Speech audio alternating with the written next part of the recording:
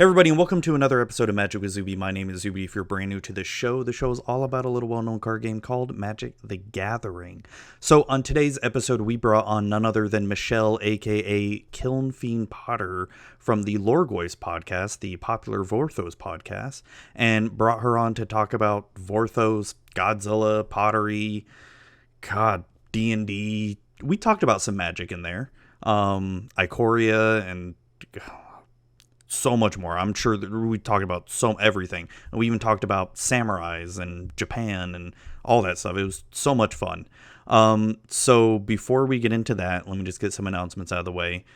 This podcast can be found on iTunes, Google Play, Stitcher, TuneIn Radio, and Spotify. You can reach out to me on Twitter at @MagicWithZuby, on Instagram at @magic_with_Zuby, and you can email me with any questions you may have at mtgzuby@gmail.com. And if you want to help support the show in any way possible, you can look at the show's Patreon at patreon.com/magicwithzuby.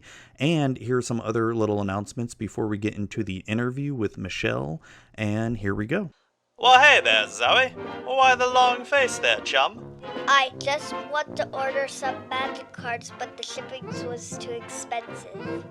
Too expensive? Well, did you know if you go to legitmtg.com, you can order any magic cards, and anything over $2 or more has free shipping? Wow, free shipping's at legitmtg.com. That's amazing. You heard that right, Zoe. Free shipping at legitmtg.com with any order over $2 or more. Be sure to visit today and get the best deal on Magic singles and Magic sealed product available. Wow, that's amazing. And that is how you beat the latest standard meta with Adzan. Ugh, it feels like there's no magic content out there for someone like me. Someone who doesn't want to be competitive. Someone who is... Who is... a normie? Yeah, exactly! A normie! Well, have I got the show for you, the all-new Magic for Normies show. Hi, I'm Pixie. And I'm Zuby. Together, we host the all-new Magic for Normies. It is the Magic the Gathering show for all your normie needs. We don't care what deck got into the top 8 or what deck is winning. We care about having fun playing Magic. That's right, Pixie. You can watch us on Pixie's Twitch channel at twitch.tv/PixieKittenPlays and catch the VOD on our YouTube channel, Pixie Kitten Plays. If audio is your thing, you can find episodes on the Magic with Zuby RSS feed.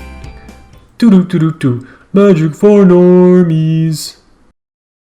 All right, hey, it's Zuby here, and I have with me Michelle Rapp, aka you probably know her more from Twitter on Kiln Fiend Potter, who makes a lot of freaking awesome pottery, and you're also the co-host of the Loregoyfs podcast. And are you still a Card Kingdom writer? I am still a Card Kingdom writer. I haven't written in a while, mostly because lore, up until very recently, has been kind of not great. But hopefully with this new story, I personally think so. I just finished it. Oh, you did? Oh, okay, cool. I just inhaled it. It was like it was like a breath of fresh air after being stuck in a dank basement for like months. Yeah. So, give me that beautiful, beautiful fresh air. So I have a feeling I will probably be back in action soon. Awesome. Just because it's just been a while since we've had some good content. Oh, so yeah, that's for sure. So if other people aren't aware, Michelle's also really, really, really into Magic lore. Pretty much like one of the top Vorthos people that at least I follow on Twitter. Thank you. You're welcome. And so I wanted to bring you on just to talk about, your content, and I love following you and seeing a lot of your pottery stuff too. And yeah, so how's it going? How are you? First of all, how's your did you pull your back or something, or oh my god, yeah, or was it your shoulder? Both. Oh damn. Oh damn. So so I am a potter. I'm an artist. I split my time somewhat unevenly between making actual things out of clay and also creating content for Magic the Gathering. And these are so far my two biggest passions in life, besides, say, like cats, as a creature. Also, the movie, which is ridiculous and wonderful, but since I came back from vacation, the world decided to shut down because there's a pandemic. Yeah. And I am not the best person in terms of keeping my body, I guess, as up to snuff as I used to, because before everything went down, I used to go and like work out and like stretch and everything on a regular Yep. basis. Yep. So I was right there without with you. yeah, so without that, I think my body has gotten a lot less flexible and limber. And when I got my potter's wheel into the house, I was really excited. And so I just kind of threw myself at that. And as a result, I think I just didn't take the proper physical precautions necessary to continue my craft. And this Okay. is how I pulled my trap muscle. Ooh. My trapezius muscle, and I definitely did something to my arm. So my trapezius muscle seems to be totally fine now, Oh, that's good. but my arm does still feel a little like blah. So it's a little frustrating because the rest of my body feels great. So, being completely ignorant in terms of like how you make pottery and all that stuff, is it like physically demanding on your upper body like that, or? It can be, yeah. So there's different ways of creating ceramics. I throw on the wheel and then I alter my the forms that I create on the wheel by adding handles or decorations or the accoutrement. I also do a lot of drawing and surface decoration. I do have some background in illustration and graphic Okay. design. So when it comes to throwing on the wheel, I don't know if like the best reference that anyone has is probably Ghost, the movie. Yep. And unfortunately, the ghost of Patrick Swayze does not come with every potter's wheel, Well, damn much it. to everyone's disappointment. So normally when you're on the wheel, you have to. It's a very fun. I love it so much because you combine not only like aesthetics and artistic design, but also science. So there's a lot of physics when you throw on the wheel. It spins. I'm right-handed, so it spins in a counterclockwise motion. You can adjust the spinning speed, but really, a lot of the force just has to come with centering that ball of clay. And making sure that the individual like particulates within the clay align correctly as you're pulling up walls and stuff like that. So there's a lot of back and arm and upper body strength that goes into, I guess, basically pushing against the natural counterclockwise centrifugal force of the wheel. Because if you push on it in a counterclockwise or in a up and down motion, you help center that clay, and centering the clay helps to create like even thicknesses of walls and symmetrical forms and things like that. So Okay. it's a lot. I don't know if this is making sense. Feel I free mean, to ask. I think I'm following you. It's like I said, I know nothing about it. That's why I was curious. Yeah. If you've taken any like physics or if you understand like how you don't even have to know that, but it's sort of my best way of trying to describe sort of the reason why a lot of strength is involved, because you're basically pushing several pounds of material into a centered mass that Okay. is even as possible on all sides. So you're basically creating like a circle. And if you think about like, if you've got like a food processor or a blender and Yeah. sometimes you put something chunky in there and you take off the lid and it's going so fast so it spins out, right? So Mhm. imagine like trying to control with your upper body strength the materials in that blender to keep it in the damn blender. I So, see what you mean. Okay, that makes so sense. it's kind of, Now, yeah, does I guess it also depends on how much clay you're actually using too. It absolutely. and does it matter the type of clay? Like, is there different materials that are easier to handle than others?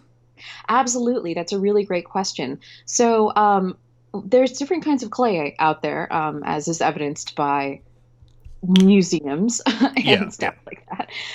But all clay kind of clay in its rawest form like comes from alluvial soil, which is the soil that you find in the silt next to like rivers or like places where rivers have passed through in the past. And so a lot of that normal clay tends to be chock full of not just actual clay particles, but also things like mineral deposits, metals, things like that. So, depending on the size and the composition of your clay, you can actually yield some really interesting results with regards to like the color and consistency and texture. But you can also, it also makes a difference to how you're throwing it too. So, it's a little bit like if you're making a sauce on the stove, for Mm-hmm. example, and you want like a really, say you're making like a beautiful, I don't know, bechamel sauce, and you want it to be like really beautiful and smooth and creamy, because you want that to go really nicely with whatever you're putting the bechamel sauce on, like I don't know, a potatoes gratin or something like that. Yeah. Or if you want something really chunky that goes on a brisket, like that way you've got the softness of the brisket like contrasted with the chunkiness of say some carrots and celery and things like that. So each of these sauces, each of these clays are legitimate in their own right. It's just a matter of like what you want to use that for. Like I wouldn't necessarily want to use a bechamel sauce for a brisket, and you wouldn't necessarily want to use brisket sauce for potatoes au gratin. So, That or makes maybe you sense. would. Yeah.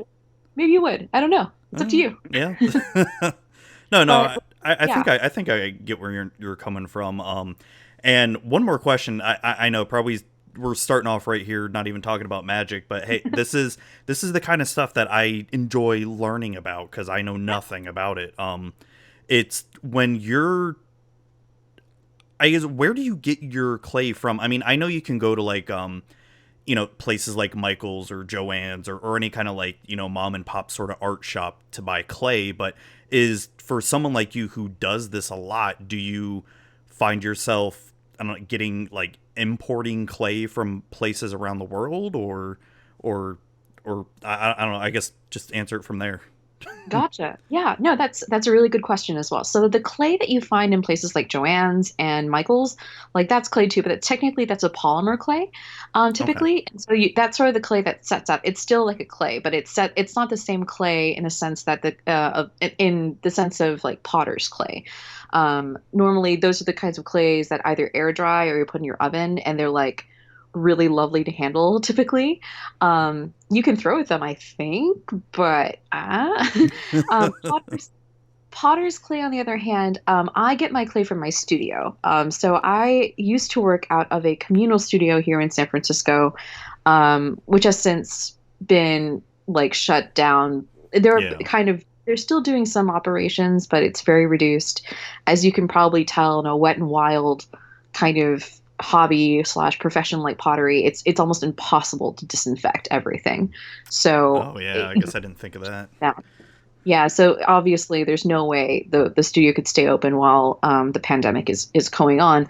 But they actually get that clay. So we actually have about like 10, 12 kinds of clay, and a lot of that clay comes from different places. So what's very interesting is that actually a lot of this clay comes from the southeastern United States, out of places like Kentucky, Tennessee, South Carolina, Oh, that whole cool. part of the southeastern United States, because it's like more wet and there's like the Mississippi and tons of really great rivers that run through it.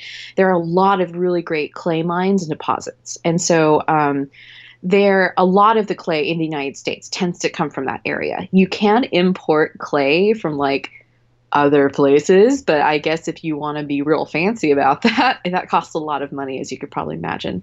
Well, So I guess my question on more importing clay from around the world, like, is there like a best type of clay that comes from somewhere, and would it be something that's sought after by potters like you? yeah, of course it depends. It's a lot like, so asking that question is a lot like asking, what kind of pan as a chef would you want?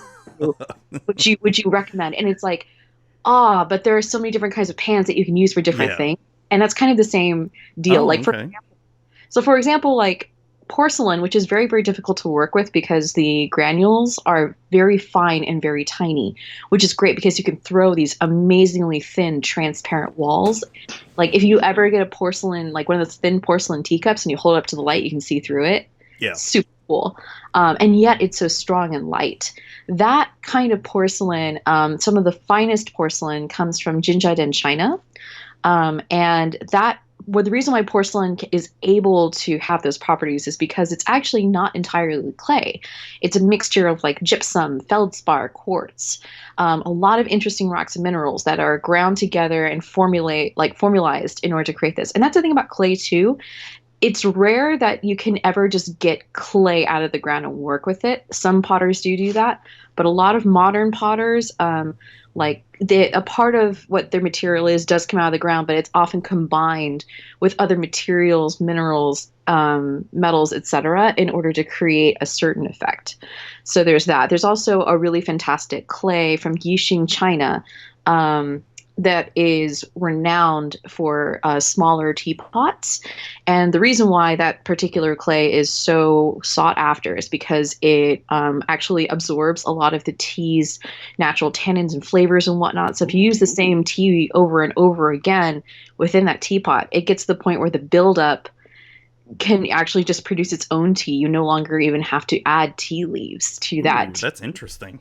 Yeah, it's a really fascinating thing. So it really depends on what you want. There's actually a fantastic also clay mine in France, which was the first place outside of China to produce Chinese grade porcelain.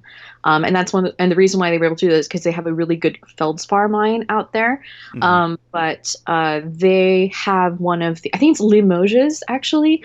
But they have like one of the finest porcelain in the world because they're able to produce it from natural resources there. So I hope that answers your question. That blows my mind. Wow. Wow. Yeah. This has come from someone who knows nothing about that. So I guess one more quick question. I'm sorry, listeners. I'm so like fascinated by this. So a lot of the ceramics that gets mass produced today, is that made how you make pottery, or is that just all manufactured by machines now? So mostly the latter, but let me tell you why. And also in terms of functionality, they both are the same. So the reason why when you go to a farmer's market or an art like expo and you see ceramics and you're like, why is this mug like $50? It's because, somebody made it with their hands and it's not mass produced and it's like a one of a kind situation. So it's an artisanal craft. And normally those pieces are not what we call slip cast. So there are different ways to work with clay. One is just working with clay and it's like ballish form, and like in a malleable solid. You said there's ballish form. Ballish form, I guess, okay. Like a ball. Okay. Or like just like a solid form. Another way of handling clay and working with it is to basically reduce it to a liquid.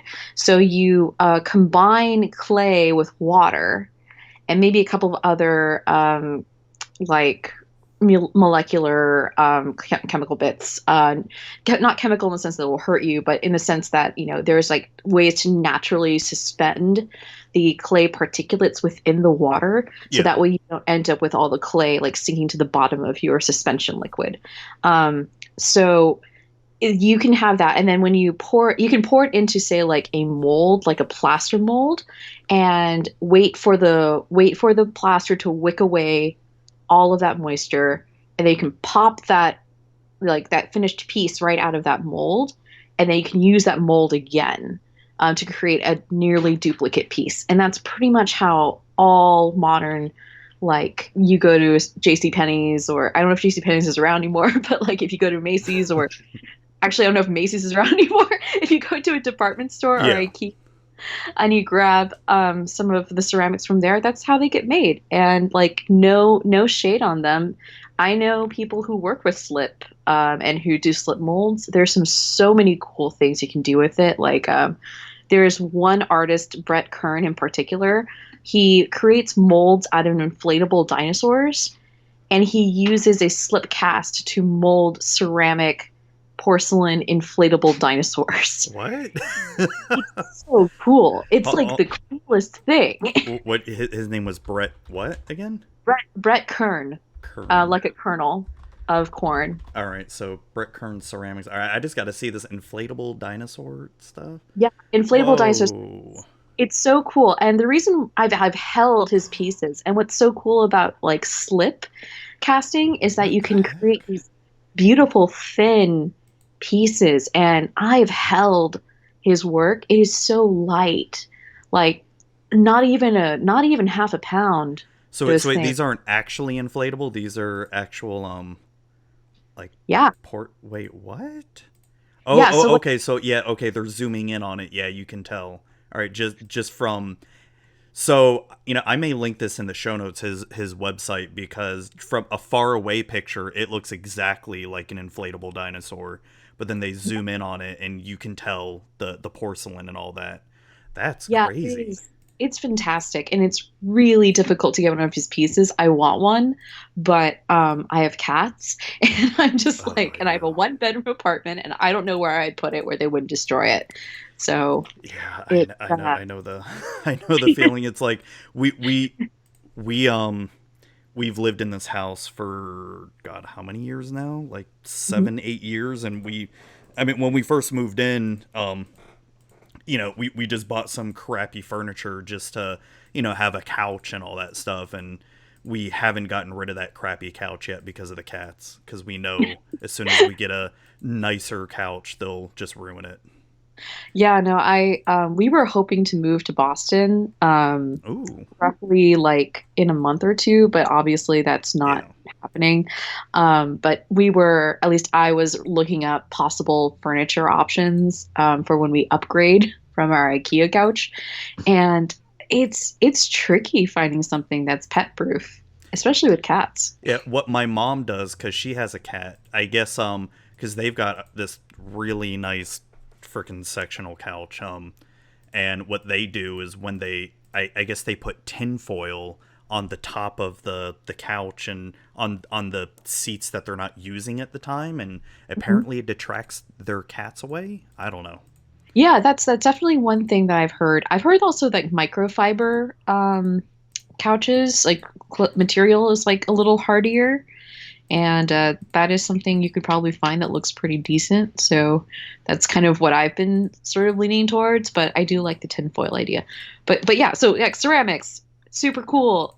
And slip casting. Yeah, so this Brett Karn, sorry, I'm just going through some of his pictures, and he's got this like life-sized, was it Raphael, Teenage Mutant Ninja Turtles like statue thing going. Yeah, I want that. It's so amazing, like the fact that like people, when they think of ceramics, they always think of like, that's something your aunt picks up and then she makes like these big, like mugs that no one can lift because there's too much clay in it or something. But actually there's a ton of really amazing things that you can do with clay. Clay is an amazing material. It's so it's just fantastic. And I mean, there's a lot of like, I know there's a lot of religious texts that talk about like people being made of clay, and I'm like, I can kind of see that because clay is amazing and you can make some crazy cool things out of it. You've kind of blown my mind about all this. It's and yeah, I love it. It's awesome. Yeah, if there's a fantastic site called, I think, Ceramics Monthly, and a lot of the stuff there can be kind of, sometimes it can be stodgy, but occasionally you find these crazy amazing pieces that are just crazily like mind-blowing. And of course there's like politics and stuff like that inside the world as well, but overall, that's any world really. But there are so many like possibilities outside just what you traditionally think of pottery, outside of what you traditionally think when you get exposed to it inside like games like Civilization or whatever. Ooh, yeah.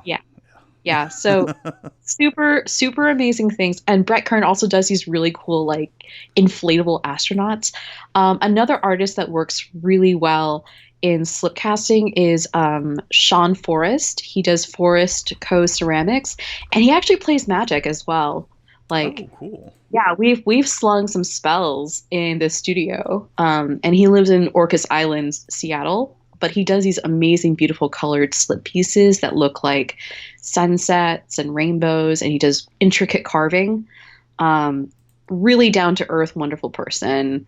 Hope he's doing okay. That's awesome. So, Yeah. speaking of the pandemic, how are you doing? Like, how's it going over there in California right now? So San Francisco and California, I think we're very lucky. I think that a lot of other states were not necessarily as ahead of the game. Granted, I don't think we were necessarily ahead of the game if you look at it on a worldwide scale, but Oh yeah. Gavin Newsom, who is the governor of California, and London Breed, who is the mayor of San Francisco, like for like the major companies like let off the charge with enforcing everyone just to work from home, no one coming into the offices. These are companies that are massive here, like Facebook, Google, Microsoft, LinkedIn, Oracle, etc., like Twitter. All of those places immediately, I think even 2 weeks before the citywide shutdown, told their people to go home and to work from home. And that was, I think, in early March. And then 2 weeks later, London Breed did shut down the city, basically. So we're sheltering in place. And then I think maybe a few days later, the state called for a shelter in place. I think that's been really instrumental in trying to keep all of this like in check. I know a lot of other states have not been so great. I know New York Florida. has time. Florida, Oh, Florida my God. finally decided to issue a shelter in place effect. Thank goodness, because on they're April 1st they decided to do, or April 2nd. It was like it took you guys long enough, you morons. Sorry. No. I honestly, I get really concerned because like my father lives in Florida. He lives outside of Orlando, and like he's northwards of 60. And he's not the only one. Florida has has a really dense like aging population, and yeah. so they're one of the most vulnerable states. Yeah, and it's insane. Like I've been the one in my household, going out, getting groceries, picking up stuff and all that. And Michelle, I probably don't even need to tell you. It's because you've probably seen all the Florida Man memes. It's no one's taking this seriously here, and it's pretty scary. Like I almost had a full-blown panic attack going grocery shopping in Walmart because no one's like doing the whole social distancing thing. And Oh, geez, I'm so sorry. and Yeah. I mean there are people doing it, but then there's just idiots who are thinking it's all a hoax and all that stuff. And Oh no. Here, at least in San Francisco, it seems like people are taking it seriously. Like we have people wearing masks. We have everyone. It's gotten to the point where I think this is the case for other places too. But like all of the grocery stores, etc., now have parking cones that tell you like where to stand and whatnot. So people are taking it seriously. San Francisco, I think in particular, is doing its best. That being said, though, like I know we don't want to talk too much about politics, but like San Francisco in particular has been a difficult place to live and to afford to live in before this went down. And so suddenly having, thank goodness we don't have a scarcity of food, but it's throwing a lot of things into relief. For example, the gig economy, and making sure that people who are working in the service industry are being protected and are given their due and well-deserved labor rights for risking their lives to make sure that people like me get oat milk. Like that. yeah, no, I 100% understand and agree with that. It's just that, and I'm not saying the businesses here aren't, trying to enforce the social distancing. They are. It's just the population, just so many freaking idiots. I mean, California is definitely still not perfect, but I am lucky that at least in my neighborhood, where I live, near Japantown. We've got a good group of people who seem sincere about doing this together and about trying to look out for one another, because this sucks. And Yeah. but otherwise, I know, like, I'm doing okay other than the back injury. Like, I'm doing great. I really wish I could say that other people are doing better. My husband is working from home. Oh, that's good. Luckily, he and I get along really well, so we're not like at each other's throats. We have 2 cats. I think a family of pigeons has settled in across the alley from us, so now we're very aware of what's going on there. But otherwise, we're doing okay. I'm keeping myself as entertained as possible with what we've got. I've been watching a lot of like Dungeons and Dragons Let's Play stuff. That's been getting me through a lot. Yeah, I've been starting to finally watch Critical Role, the second campaign, because I've never really been that into watching Let's Play D&D, even though I love D&D and been playing it for a long time. I can see why everybody loves Critical Role now, though I'm like 12 or 13 episodes in. Yeah, if you like Critical Role, I haven't seen Critical Role yet, but I've been watching Dimension 20, which is College Humor's Let's Play, and the DM, Brennan Lee Mulligan. Not gonna lie, I have a massive crush on him. He's so wholesome and wonderful, and in real life, he actually is a camp counselor for a LARP summer camp. Ooh. And he doesn't take salary from that position. He takes that salary and donates it back to the camp. Oh, that's so I'm cool. just like, you're so wholesome and sweet, and how are you so good? Just I don't know, I think DMs bring a lot of their own personality to their campaigns. It's almost impossible not to. So he definitely has this very like dad energy that he brings in. Cool. If that makes any sense, like the most wholesome dad energy possible. You said it's Dimension 20? Mm-hmm. Dimension 20. And I believe tomorrow they are premiering their newest season. It's called A Crown of Candy, and it's basically like Candyland meets Game of Thrones. Okay. It's a strange, but I mean, it's D&D. You can make anything work. Yeah, previous campaigns were Fantasy High, so D&D. Oh, okay. I've heard of that. Yeah, and then also the Unsleeping City, which I just finished. Okay. It's D&D meets New York City, and as someone who really loves New York City, I was like, yes, this is great. Oh, that's cool. Yeah. Cool. Yeah, it's when I watch Critical Role, it just gets me. Well, because I'm one of those forever DMs. Like, I enjoy being a DM way more than being a player. But it's when I watch Critical Role. I know everybody likes to focus on Matt Mercer and all that, but I look at it as players. They're like amazing role players and all that.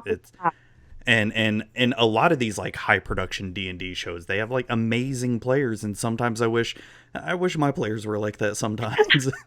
It's so interesting too, because in Critical Role, I think everyone is a voice actor to some extent, but Dimension 20, everyone's a sketch comedy person. Like if they do improv. So like improv, yeah. It's all improv, and so it's a different flavor, and I think that's one of the reasons why I love it so much. Like, I think I've heard it described as Critical Role is like Ravenclaw, and Dimension 20 is Hufflepuff. That's awesome.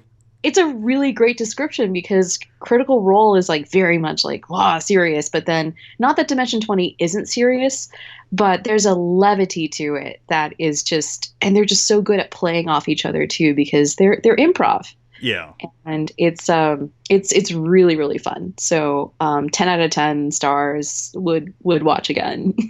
That's awesome. I bought their merch. If you are a fan of the McElroy family at all, like what are they? I listened to a few of their very first episodes.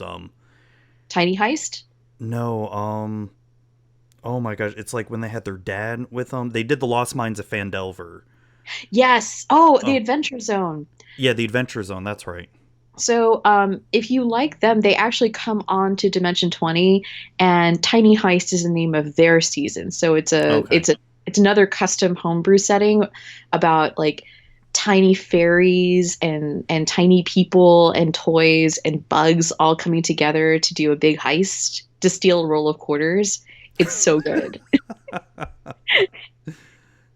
Oh man, that's funny. My current D&D group, so I've been like the past year or so been trying to work on getting the D&D scene up in my local area, at my LGS, and it before the pandemic we were having D&D games happening every single night, even multiple D&D games happening every single night.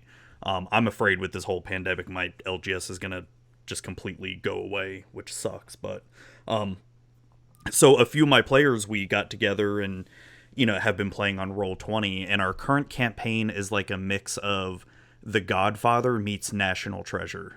I love that. That sounds amazing. It's I have them in a city because I have a homebrew world that I've been working on since I was 18, and this city is run by 4 families. I mean, pretty much think of it as like a fantasy 1980s New York that's run by the mob, essentially. Is it in Miami? No, it's more the city is more like New York. Gotcha. Okay. Very, very dirty, very grungy, yeah, very Wall Street. Okay, I love it. But all fantasy like, and so their mission was to go steal the city document that like ratified the city, and so that's what they're doing right now is they gotta steal. No, they stole the city document, basically the city constitution, and now they're trying to and one of their party members got captured, and they're going through the sewers right now to try to find him. Nice. That sounds amazing. I've been really playing around with Ravnica. I did come up with like a homebrew of Ravnica High. This is before I knew about Fantasy High, and I was like, oh, okay. But Ravnica High had so far, it's been a really fun setting. I've been throwing a lot of one shots from it, and it's been really, really great. Do you have anything published with it, or? Yeah, so on the Loregoyfs, there's actually a couple of episodes where we have Ravnica High, and yeah, I listened to one. I think it was your very first episode. Yeah. With Ravnica, and I think you were DMing it, right? Yes, I am usually the DM. Oh, so you feel my pain sometimes. I do feel your pain. I actually would have been trying to put together another Ravnica campaign, but Ravnica during a pandemic. Ooh.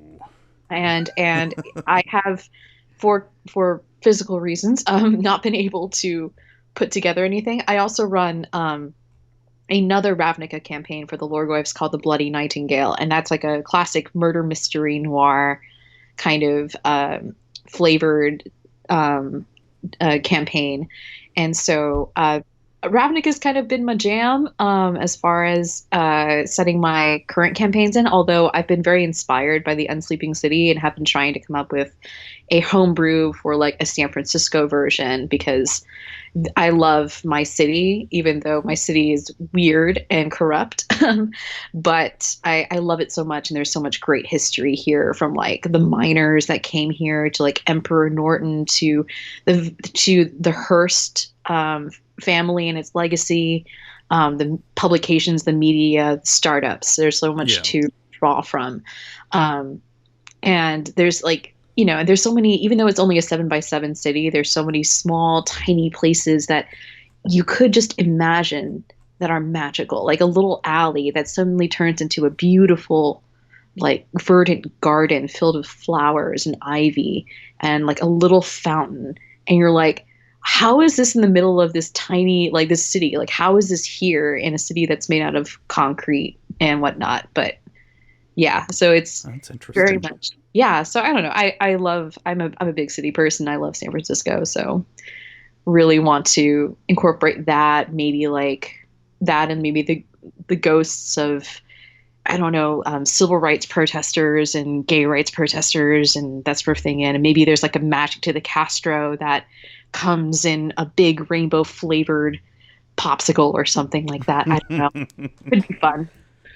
No, it's that's been I think one of the best things Wizards has done in the past couple years is that Ravnica campaign book they made with D&D and Magic that I I got that the day it came out, and I devoured it. I read it like 2-3 times over and over. It's so good. It really, and I'll be honest, Ravnica is not my favorite plane either, but just the amount of detail they put into it, because I don't know, I'm not a big fan of the Forgotten Realms setting. I'm definitely more dragon, like I love Dragonlance more than Forgotten Realms. But this Ravnica one, it just hooked me, and they need to make like a sequel to this Ravnica book. I don't know what they'd put in it, like maybe another campaign, or I don't know. They could even just incorporate the whole War of the Spark thing with it if they wanted to. Yeah, Just that would be fantastic. I mean, I agree with you. I thought that so I actually love to recommend Nikki Drayden's short stories about Ravnica as a companion piece to the Ravnica D&D book, because it's sort of, I don't know if you managed to read her short stories, but each one of her short stories, she wrote 10 of them, one for each guild. were those the ones that were coming out on the Daily MTG site? No, these were coming out on as part of Uncharted Realms, I believe, back when Uncharted Realms was still a thing. So they were free, and each Okay, yeah, okay. yeah, they people tend to gloss over them, but I think that they are like a dungeon master's treasure. Like each episode, well, each story is basically a standalone that focuses on a character from a guild, not anyone from our main story, just someone who lives in the background, going through their lives, going through a situation, and showing us like how does a Demir operative operate? Like how does an is it engineer get their funding? Things like that. Like these are these small, beautiful details that really bring the world alive, and I think complement the Ravnica D&D manual so beautifully. It's just mind blowing. So, and she's a fantastic writer and a crazy, awesome, down to earth person. Love her. We interviewed her for the Loregoyfs, and she's just so nice. Just I'll the have nicest. to check it. I know I read I think I read the Is It one and one other one, because I remember these came out during Guilds of Ravnica, right? That's true. Yeah, they came out Yeah. during Allegiance, and they came out during Guilds of Ravnica. Okay. I'll Yeah. have to check them out. I've got so much stuff to catch up on. I'm going through the Witcher book series, and I'm one of those people where I can only read like one book at a time, and I gotta finish that book before I move on to another type thing. That's very disciplined. I applaud you. I can't do it, because my wife, though, she's like, she'll start 5 books at once, and I'm like, I don't know how you do it. I'd go insane.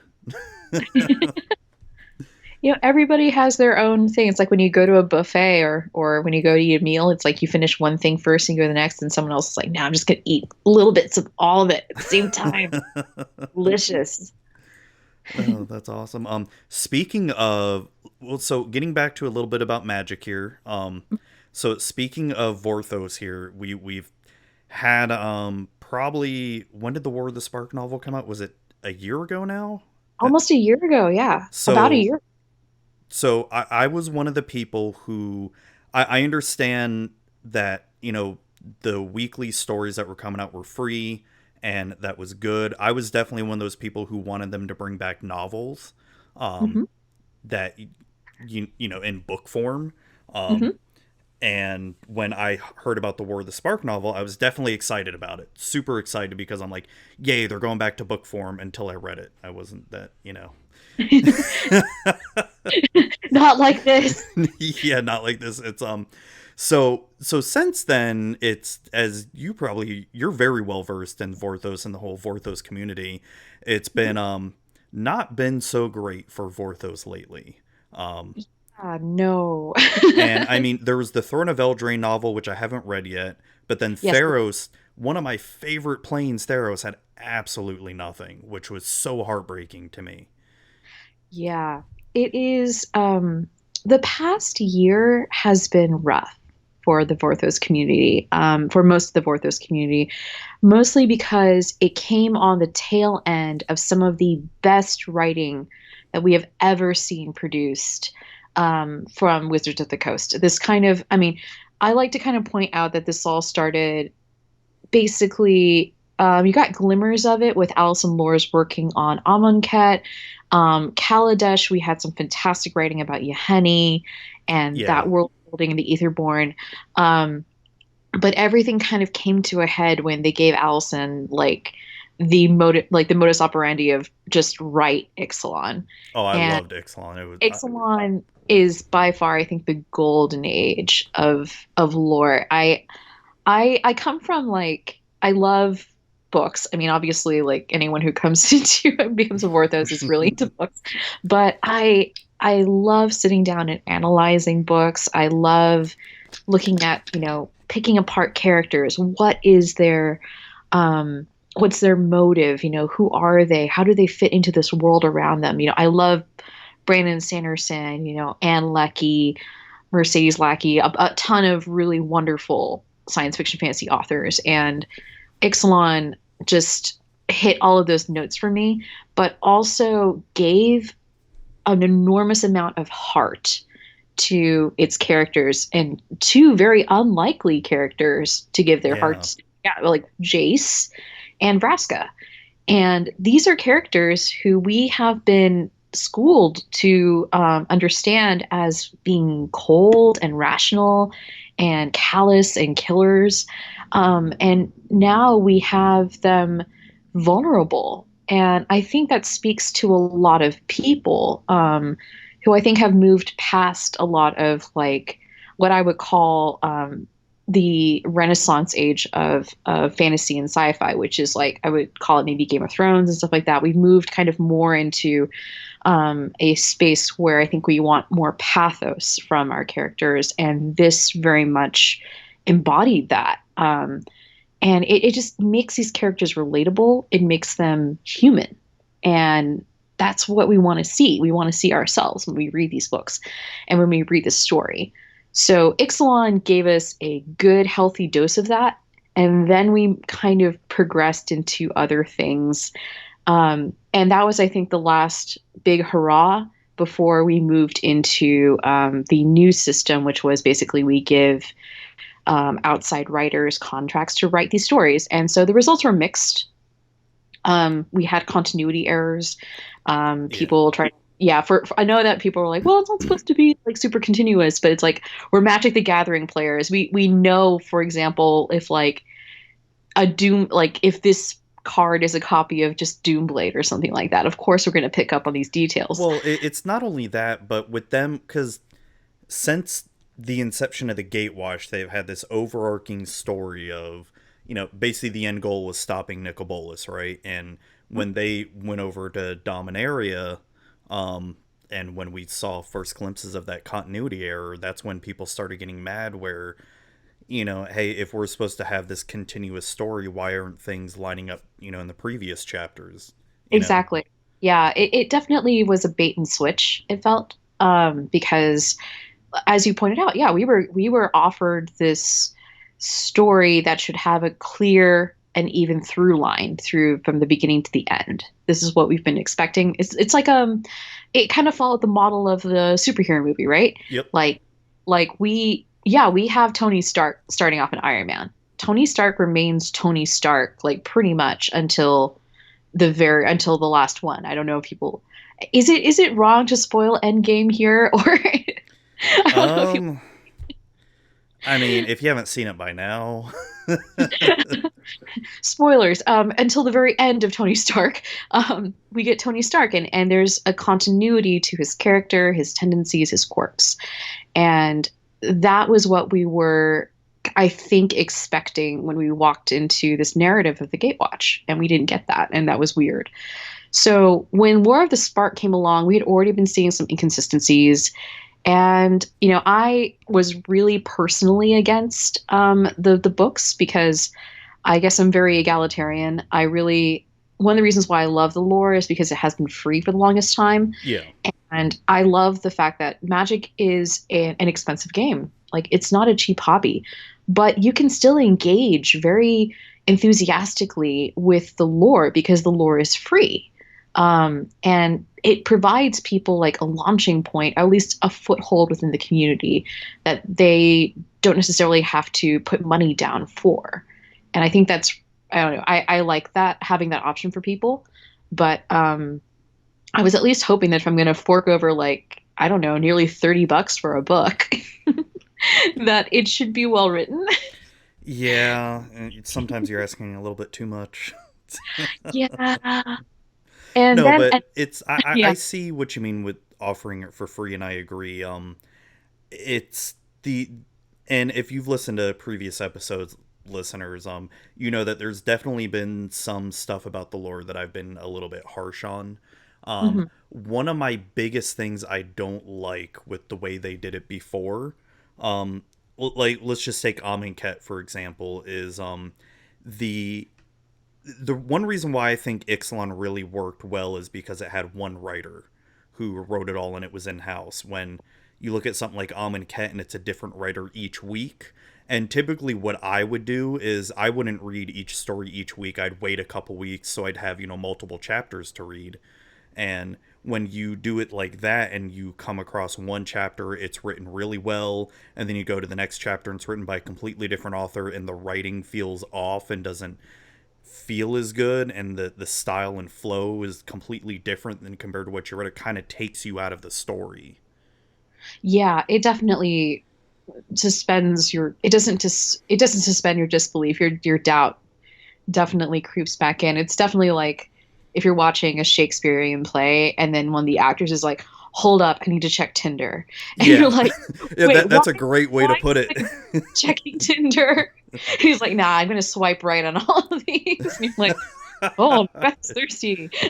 That's a perfect, and that's what it felt like sometimes, where you'd have a really awesome well written chapter by one of the writers and the next chapter was just, I don't know, it felt like you went from college level of reading to back down to like eighth grade, young adult novel sometimes.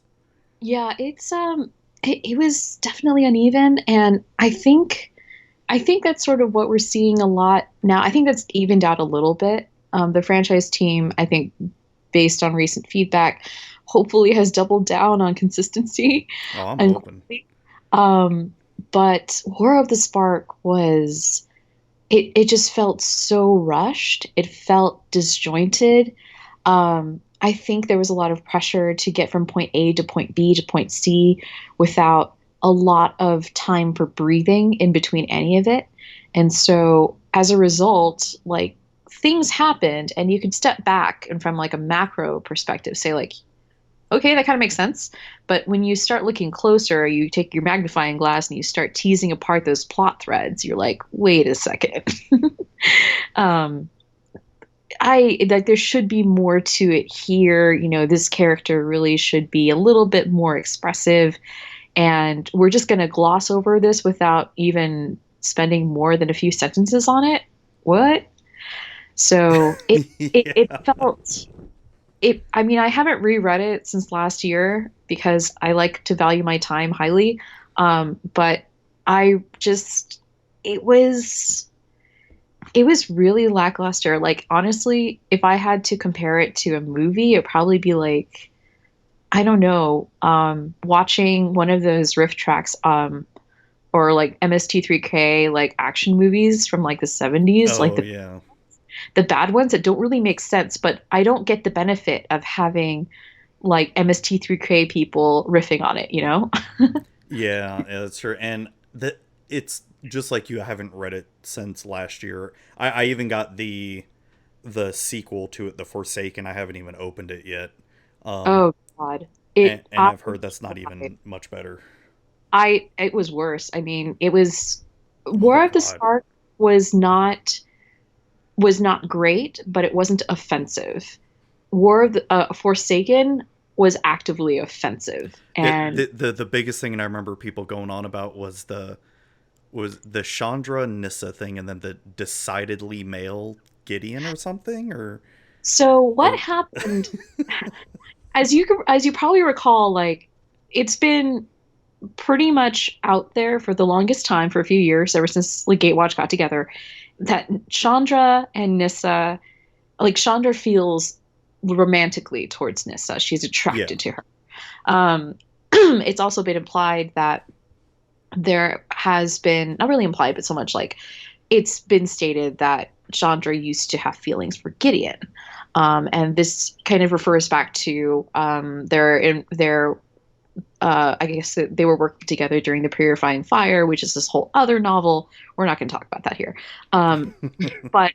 But it was so very clearly portrayed, this attraction between Chandra and Nissa in so many other parts of other stories on Kaladesh, on Amonkhet, even on Dominaria. Like, this was not Dominaria, but like other places that it was really clear that she had a mad crush on this elf, and suddenly everybody knew it. Everyone knew, and we were like, oh, Gruul friends. And then, of course, like during War of the Spark, they finally say I love you, and it's really sweet, and we're like, well, the book isn't great, but we at least have this. That was one of the best. It was that part, and then Jace and Vraska finally getting together too, and and then of course in Forsaken they're like, no, we can't have this, we tear everything apart. And the thing about Chandra's bi erasure is basically what they're calling it. This is a very common trope in a lot of media. This was very common in like the 90s and in the early 2000s. As a person who identifies as being bisexual myself, it is really insulting and kind of honestly very hurtful to have a character that you identify with in some respect and care a lot about have an intrinsically important part of her identity just erased this way, as if it never happened. And that was really what was so painful about this book, was the fact that they had written like Chandra had only ever had crushes on decidedly male figures, etc., etc. And like her love was clearly just friends. And it's just friends, right? We're just this is a friendly kind of love. Well, do you think that had to have been like brought down from higher ups or something?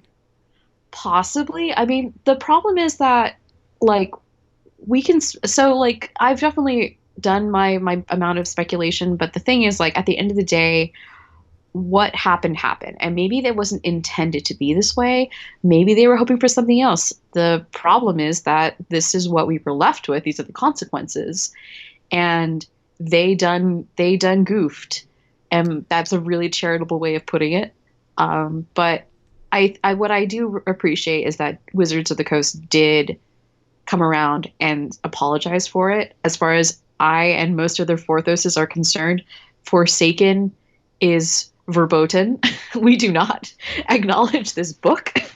It sucks, and I'm okay with just chonking it into the sea. Like, so as a casual Vorthos, I enjoy the lore. I haven't read all the books. I've pretty much have read everything from, I want to say, Theros and up, and all that. I haven't really read a lot of the old stuff with Urza and all that.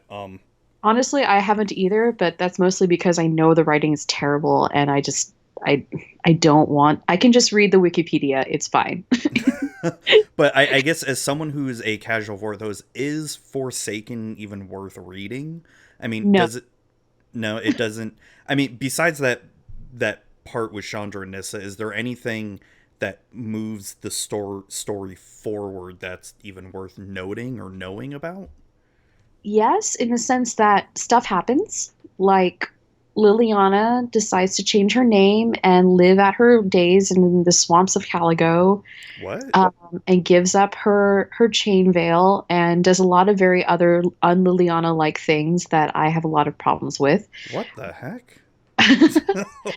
And Kaya is sent on an errand to kill her, and then there's this. So they basically follow the threads of like the directives that these characters have been given at the end of War of the Spark, and so we see what happens when when these people go after, when Kaya goes after Liliana, when Ra goes after Tezzeret, etc. So there's that, but it's also just like there's so little stakes because it's it's like the denouement after the denouement, right? Yeah. And there's such, like, you don't really even care about these characters. I hate to say it, but Yeah, it's not worth it. Just read the wiki. It will save you time. Okay. Uh, your I, time. I don't know everyone watching this or listening to this, but I know your time is more precious than spend on this book. Like your time is too precious to spend on this book. and then I guess I'll check out the wiki. But no, just you telling me that about Liliana. That's I'm kind of interested to see where they go with that because that seems so un-Liliana from what at least I know. Okay, like the first chapter with her in it, she planeswalks to Caligo, face plants in a swamp, and then considers drowning herself in the mud in the swamp. What? She just No. lies there. She just lies there in self-hatred and wants to kill herself in this swamp. And I'm What like, is it because of what happened with Gideon? She feels that way. she does feel that way, but that is also, I think, not a very Liliana-like thing to do. So Yeah. it I don't know. Basically, they decided to take the teeth out of one of the most rad women of magic history. So, I have Well, feelings. did they also screw up the Jason Vraska relationship too? Yes, they broke up. What? Oh my They broke God. up. Nothing gold can stay. Like why? It's just oh my God. Okay, yeah, that because that was one of the things I was looking forward to the most in that the War of the Spark book was then getting together and okay, no, that book doesn't happen now. They don't even have the date on 10th Street. Oh It's so God, annoying. that's the worst.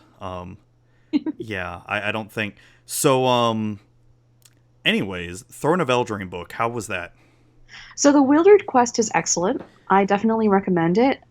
It is, I mean, it's a novella, so a lot of there are some structural things I wish we could have spaced out a little bit more, but because it's a short story, not short story, but a novella, we Kate Elliott didn't have the most space in which to build this world. But I think that given the word count that she had, she did about as amazing of a job as she could. Throne of Eldraine was a pretty amazing set, but this story I think is one of the strongest that I've seen come out of Wizards in a really long time. And I think that's due to like Kate's own personal beliefs and her willingness to write nuanced, compelling, strong women.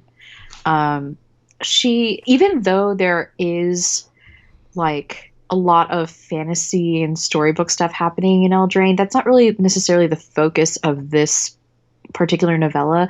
She definitely leans more into the quest side of it, and she highlights family.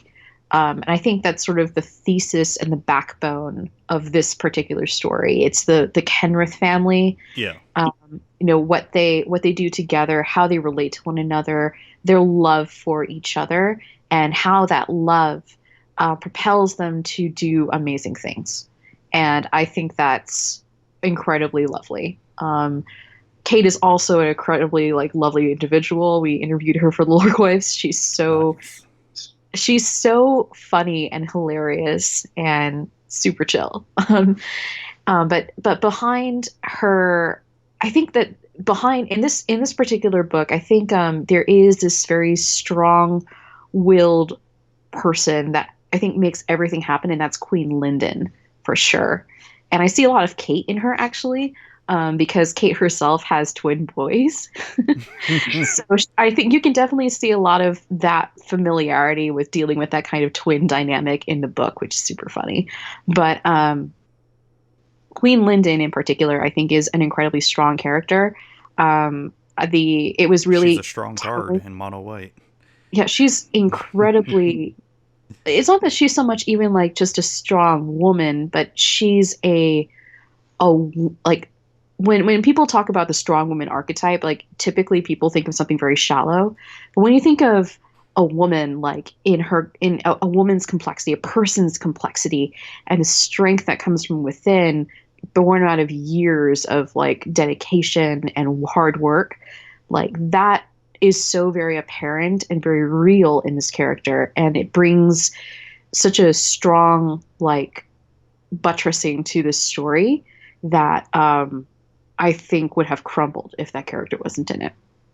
So, so yeah, Kate does a really good job of imbuing her characters, but in particular Queen Linden, with that kind of, uh, just that kind of solidarity and that kind of like inner core of steel, which is so cool.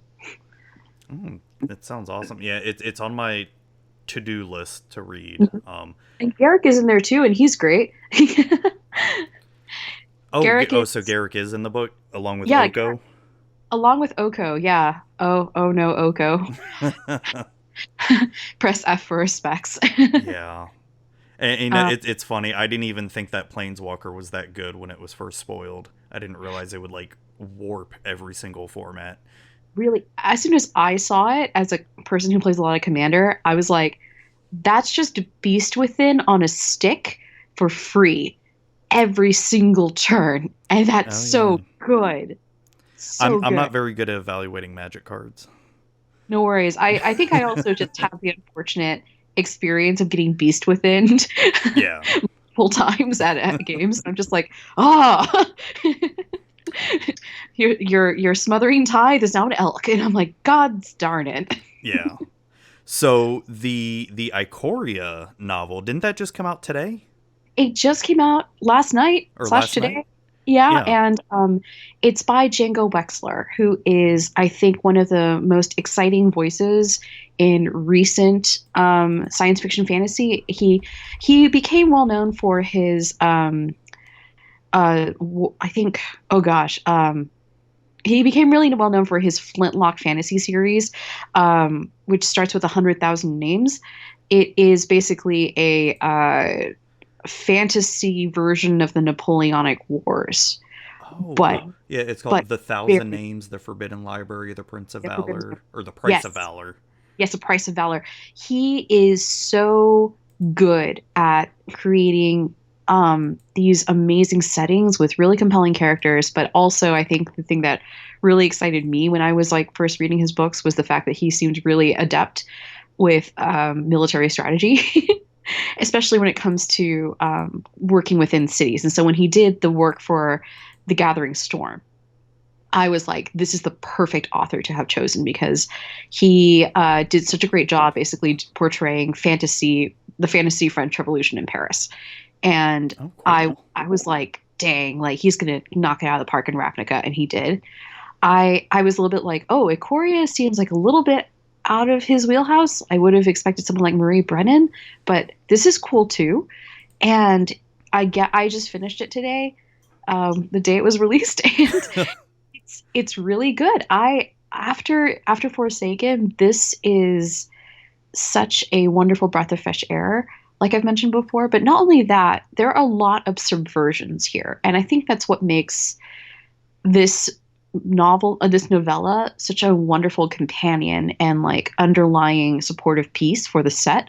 Because when we look at Ikoria, we see all of these, I mean, it's green at sort of its biggest and best, right? Like, look at Godzilla. Godzilla doesn't really have any illusions or pretensions like about him. He's just he's a radioactive 50-story high radioactive monster lizard thing. Yep. Like he's not gonna try to beat around the bush. He's just gonna squish your face. Pretty straightforward. Pretty much, yeah. The thing about, and so when you look at that, you think about like, okay, well then who does have the capacity to be duplicitous and interesting in like a more complex way? Humans. And so Django Wexler really takes that interesting dynamic about how we relate to one another, what we assume about one another, and how we perceive, I guess, not just the people around us, but the other creatures we share our world with, and kind of turns it on its head in a very satisfying way. That makes me excited to read it. So I'm very, I can't recommend it more highly. It's a lot of fun. Pretty short read, but excellent, and really subverts a lot of my expectations. Like I was sitting here thinking like, oh, this is sort of your typical journey of the hero, Joseph Campbell stuff. And it's like, nah, it's not. It's not. It's actually, it doesn't have a lot of time, obviously, because it's a novella, like I mentioned, to flip everything, but it does a great job. And again, like even though it isn't always set within a city, I think Django's understanding of military strategy and tactics comes into play very well here, especially when describing like the siege of Drannith with the monsters coming in, also with how the monster hunters try to trap the monsters. I think his understanding of how that goes down and how that would go down theoretically is very real and concrete, and it adds this layer of believability and realism to the book that I really appreciate. Well, nice. That sounds. Yeah, that just makes me more excited for this set. Yeah, like this is how you really take down a giant creature. Yeah, it's Cool.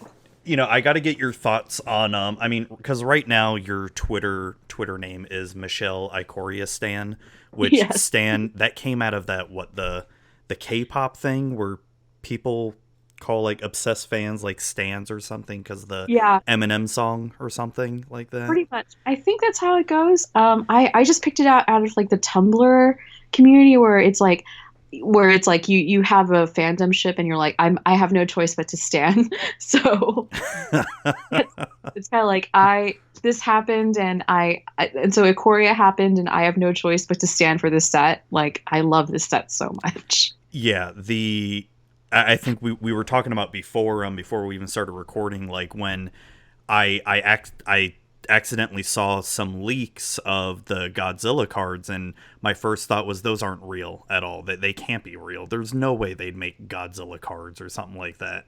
But they did. But they did. They made and it looks like they've mainly based it off the '90s Godzilla, the Heisei era. I'm so bad at pronouncing it. But it's so you're also a huge Godzilla fan too, aren't you? I am a huge Godzilla fan. I am not as like in depth about everything in the way say Jay and Nelly would be. Jay is definitely like can quote like book and scripture about every single Godzilla thing. But I've always been a fan of Godzilla because of what he and everything else represents. I also really so a lot of that fascination for me actually comes out of post World War II Japanese media, because that's basically where you get the birth of modern anime, but also where you get a lot of these really interesting monster/nature versus man narratives, right? Because if you look at like the culture and history of Japan as a country after World War II, you know, your entire fascist like nationalist identity has been completely demolished, and you need to figure out who you are as a country now. And so there's a lot of different narratives and different perspectives on trying to figure out what that is. And Godzilla as an analogy essentially of nature punishing man's hubris is such an amazing concept to me, that I have no choice but to stand. And I just love this idea of like as monsters as a metaphor, a living analogy or metaphor for things you cannot control, like war, like a volcano, even this pandemic. These are things that we as humans, despite our incredible technological prowess, cannot defeat easily. We will lose people in that whole struggle, and it puts us in our place and makes us realize and understand like this is where we stand in the circle of life and where we stand in this world, and we need to remember that. So it's such a cool concept. And also, you know, I also am a big fan of wanton destruction. So it's like, yes, rip down that building. Yes. No, and I see what you mean. It's whenever I mention, you know, if anyone ever asks my opinion on what Godzilla movies to see, I always recommend watch the very first Godzilla, but make sure you watch the Japanese version, not the American version. Don't watch the dubbed version, because the dubbed version, not only do they censor a ton of shit, but it's also like really badly dubbed. Yes, very, very much so. And then I always recommend Shin Godzilla. Shin Godzilla to me is probably, I don't know, it might, because the first Godzilla is like my favorite one, but Shin Godzilla is just right below it, because just the commentary of that movie and it's also a fascinating look as to how a modern day government would react to a disaster like Godzilla. And then the part that just like broke me down, even though, you know, I'm not Japanese, I'm not any of that, but when they had to decide to nuke Japan to try to stop Godzilla, and just the thoughts of, oh my gosh, we're having to go through this again type scenario, it broke my heart when I saw that, because and for them to knowingly do it to them after what they experienced back in World War II, that was very powerful to me in that movie. And Ikoria kind of taps into this idea of like, and it's into that central theme of monster, like big monster movies, right? Where we, once again, are being faced with a giant natural threat. And how do we adapt? Like, what are the decisions we have to make as a species in order to survive this? Does that mean living with this? Does this mean like killing it? Does this mean that we isolate ourselves? Like, how do we live, I guess, in this particular new world? Yeah, because you have no control over it, and that's one of the biggest things, because we want to control it.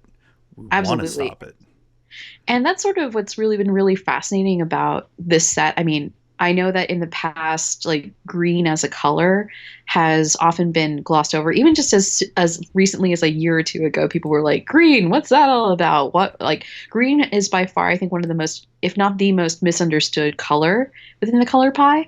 And I think this set and like its focus on Godzilla and all the other monsters, I think really highlights what green is about. It's about recognizing where you stand and about accepting it or adapting to it and figuring out, you know, how to move on. Because this is the natural order of things.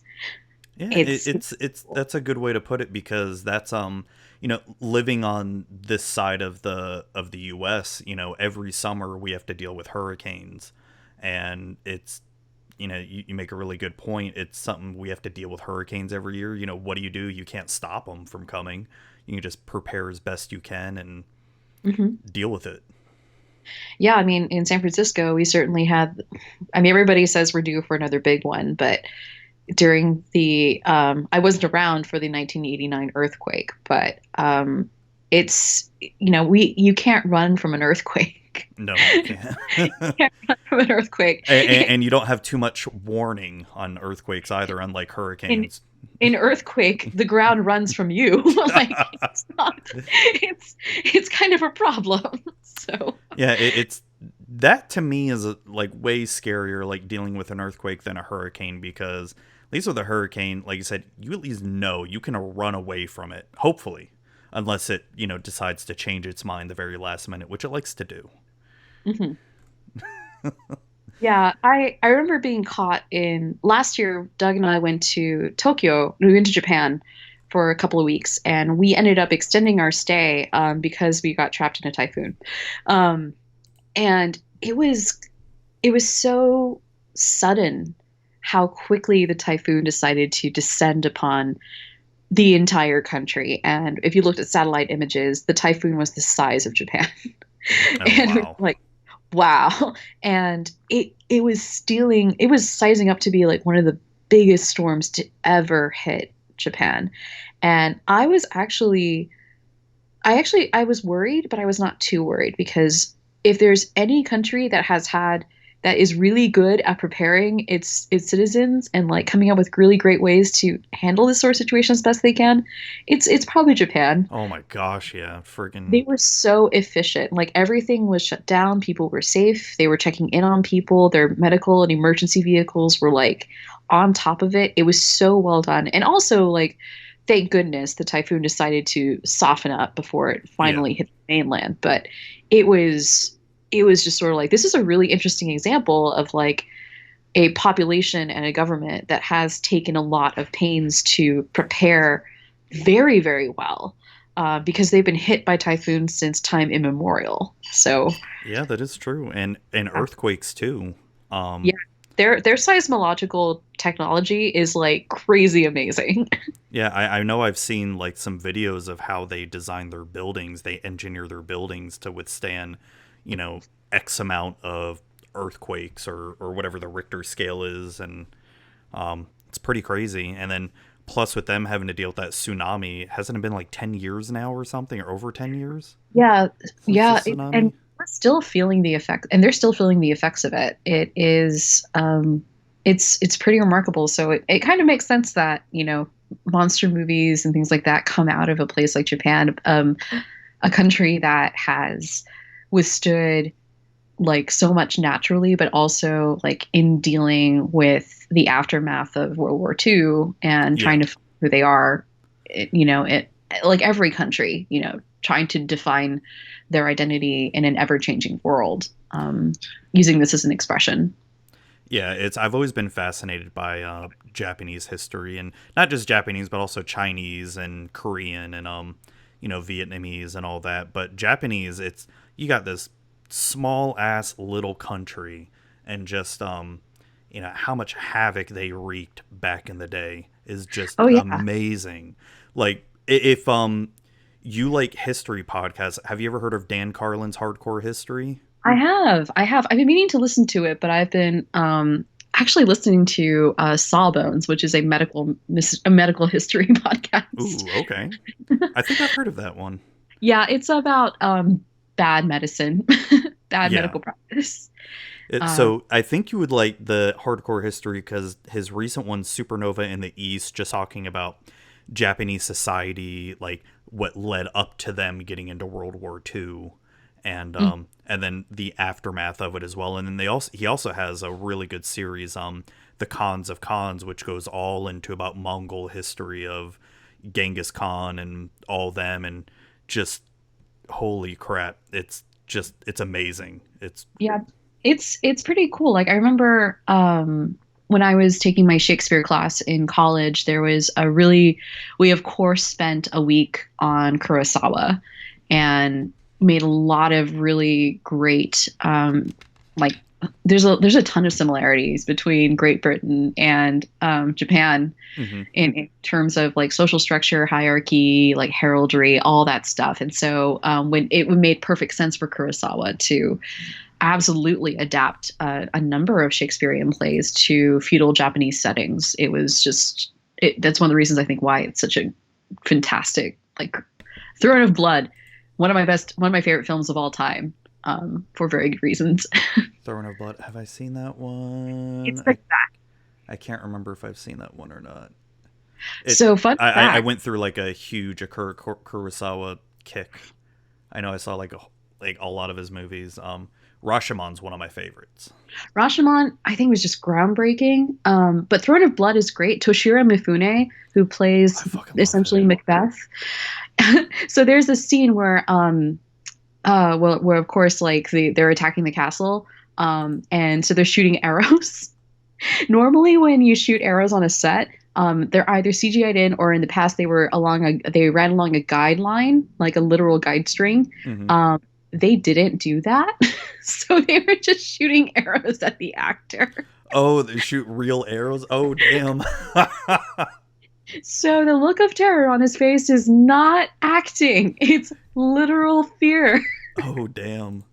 That's awesome. Kurosawa's hardcore. Yeah, I love Toshiro Mifune as in a lot of the films he did with Akira. Seven Samurai, that's one of the classics. That's one of my favorite movies of all time. When I watched that, the first time I watched it, I couldn't look away from it. It was so good. Yeah. Toshiro Mifune also did some pretty great Japanese noir films as well. I think maybe one was done by Kurosawa as well. I think that may have been how they started, but it's definitely a bit jarring because you're so used to seeing Mifune in these like feudal Japanese costumes, and then you see him like in a zoot suit essentially, and you're like, oh. Oh no, he's a very like very good actor. He's very versatile. Yeah, Yeah. he's so good. He's such a good actor. It's I mean, this is part of my. I mean, you know, being in martial arts as a kid, growing up, and you know, loving samurai and all that stuff. I mean, I was just automatically attracted to all this kind of stuff here. You know, even loving the Zatoichi, the Blind Samurai movies, the old ones. I don't know if you ever seen those. Yeah, no. My dad was really into Japanese stuff when I was growing up, so I grew up with a lot of this. um, and let's see. I remember when I was watching The Mandalorian for the first time, like this is just lone wolf and cub in space, and I love it. Oh yeah, yeah, right. It's you know, I don't, without getting too controversial, Last Jedi really kind of harpened my mood for Star Wars. Mm. It's I loved Star Wars, and then Last Jedi just kind of killed it for a little while there until The Mandalorian came out. Mandalorian just like made my love of Star Wars come back just because it was just so well done. It It's I wish to see the baby. it was just, and not just the baby. I mean, the Baby Yoda, yeah, that was freaking amazing. But just the storyline of it, like Star Wars to me, kind of belongs in a setting like this, not movies anymore. It needs to be a long form TV show like this, and not Yeah. such big stakes as well too. Yeah, and I mean, like Nikki Drayden's stuff, like I think The Mandalorian is also like a DM's treasure trove, right? You're getting the like what happened to the rebel army after they won the day, you know, like where did they go? Oh, we have one here. You know, how does the empire manage to regain its strength again? Oh, we're looking at this and seeing how that happens. Yeah, So it's like small little Easter eggs, like little crumbs, like a Hansel and Gretel thing, where you end up like building to a bigger picture, and you're just like, whoa! It's such a good, it's so good. I mean, I am shocked that we have not yet seen a D&D Star Wars crossover yet, but we should definitely get there. well, I mean, they have their own RPG system that is fairly popular, from what I hear. They have a few, don't they? Oh, I fair. think. That's right. You're right. You're absolutely right. Yeah, I think there's like two different systems that are fairly popular. I don't know. And plus, Disney would never let that one go without like some big licensing fee. Oh yeah, definitely. You need to call in Daddy Hasbro for that one, and even then, we're not sure if that's Yeah, gonna. I don't even think that's enough money. I don't. Optimus Prime versus the mouse. No. Yeah, I don't think Hasbro. Oh, I don't even think D&D would be popular enough compared to the mouse. Yeah. Yeah, I mean it'd be pretty niche, but even then, I mean, like you can still homebrew your own thing. That's Oh, what's oh. great about the edition.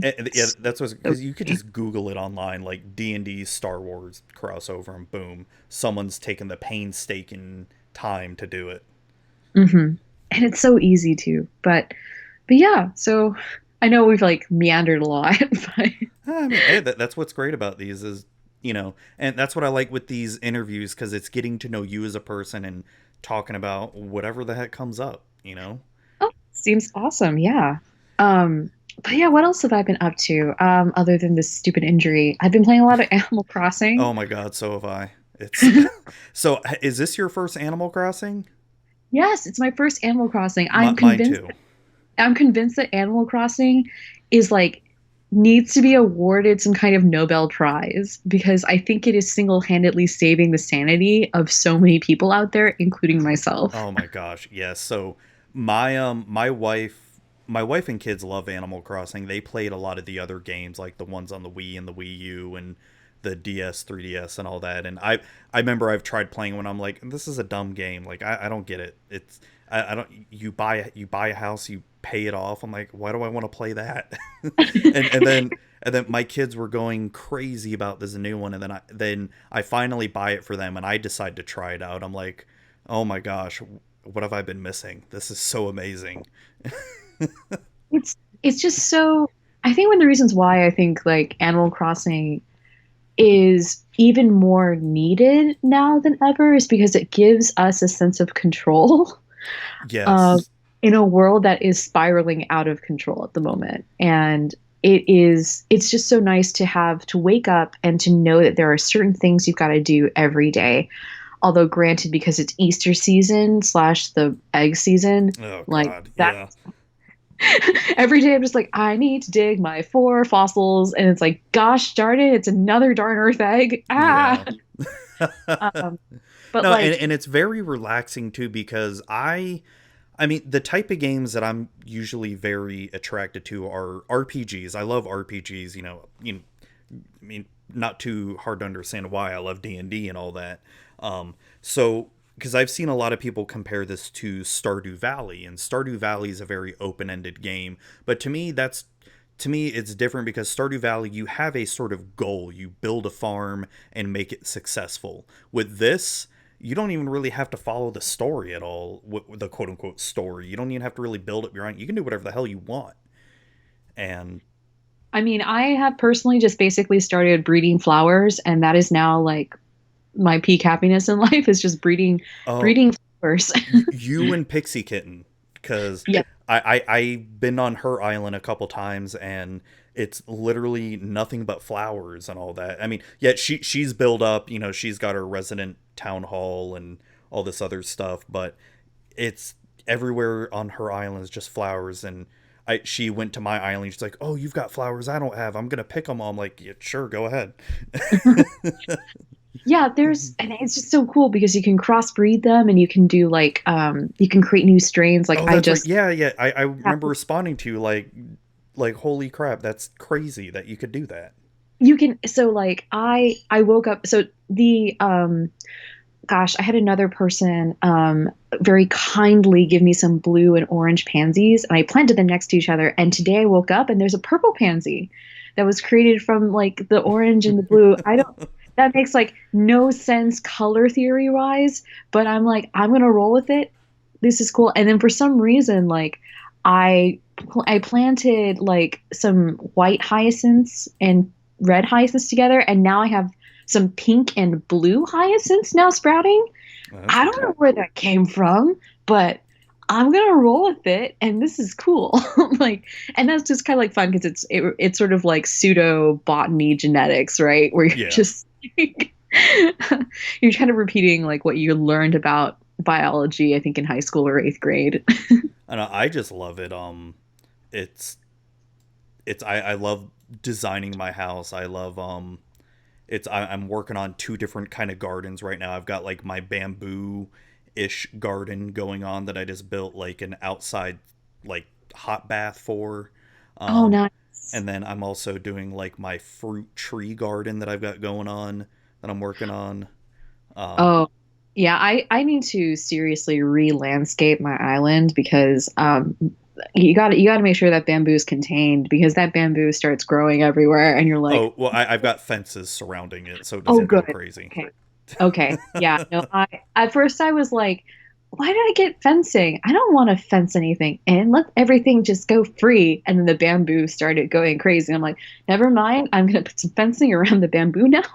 Well, I didn't realize the flowers do the same thing too. That they Yeah, just they just start going everywhere. I mean, I've been kind of encouraging it actually because I love flowers in real life and in this game. So I'm just like, yeah, just grow free.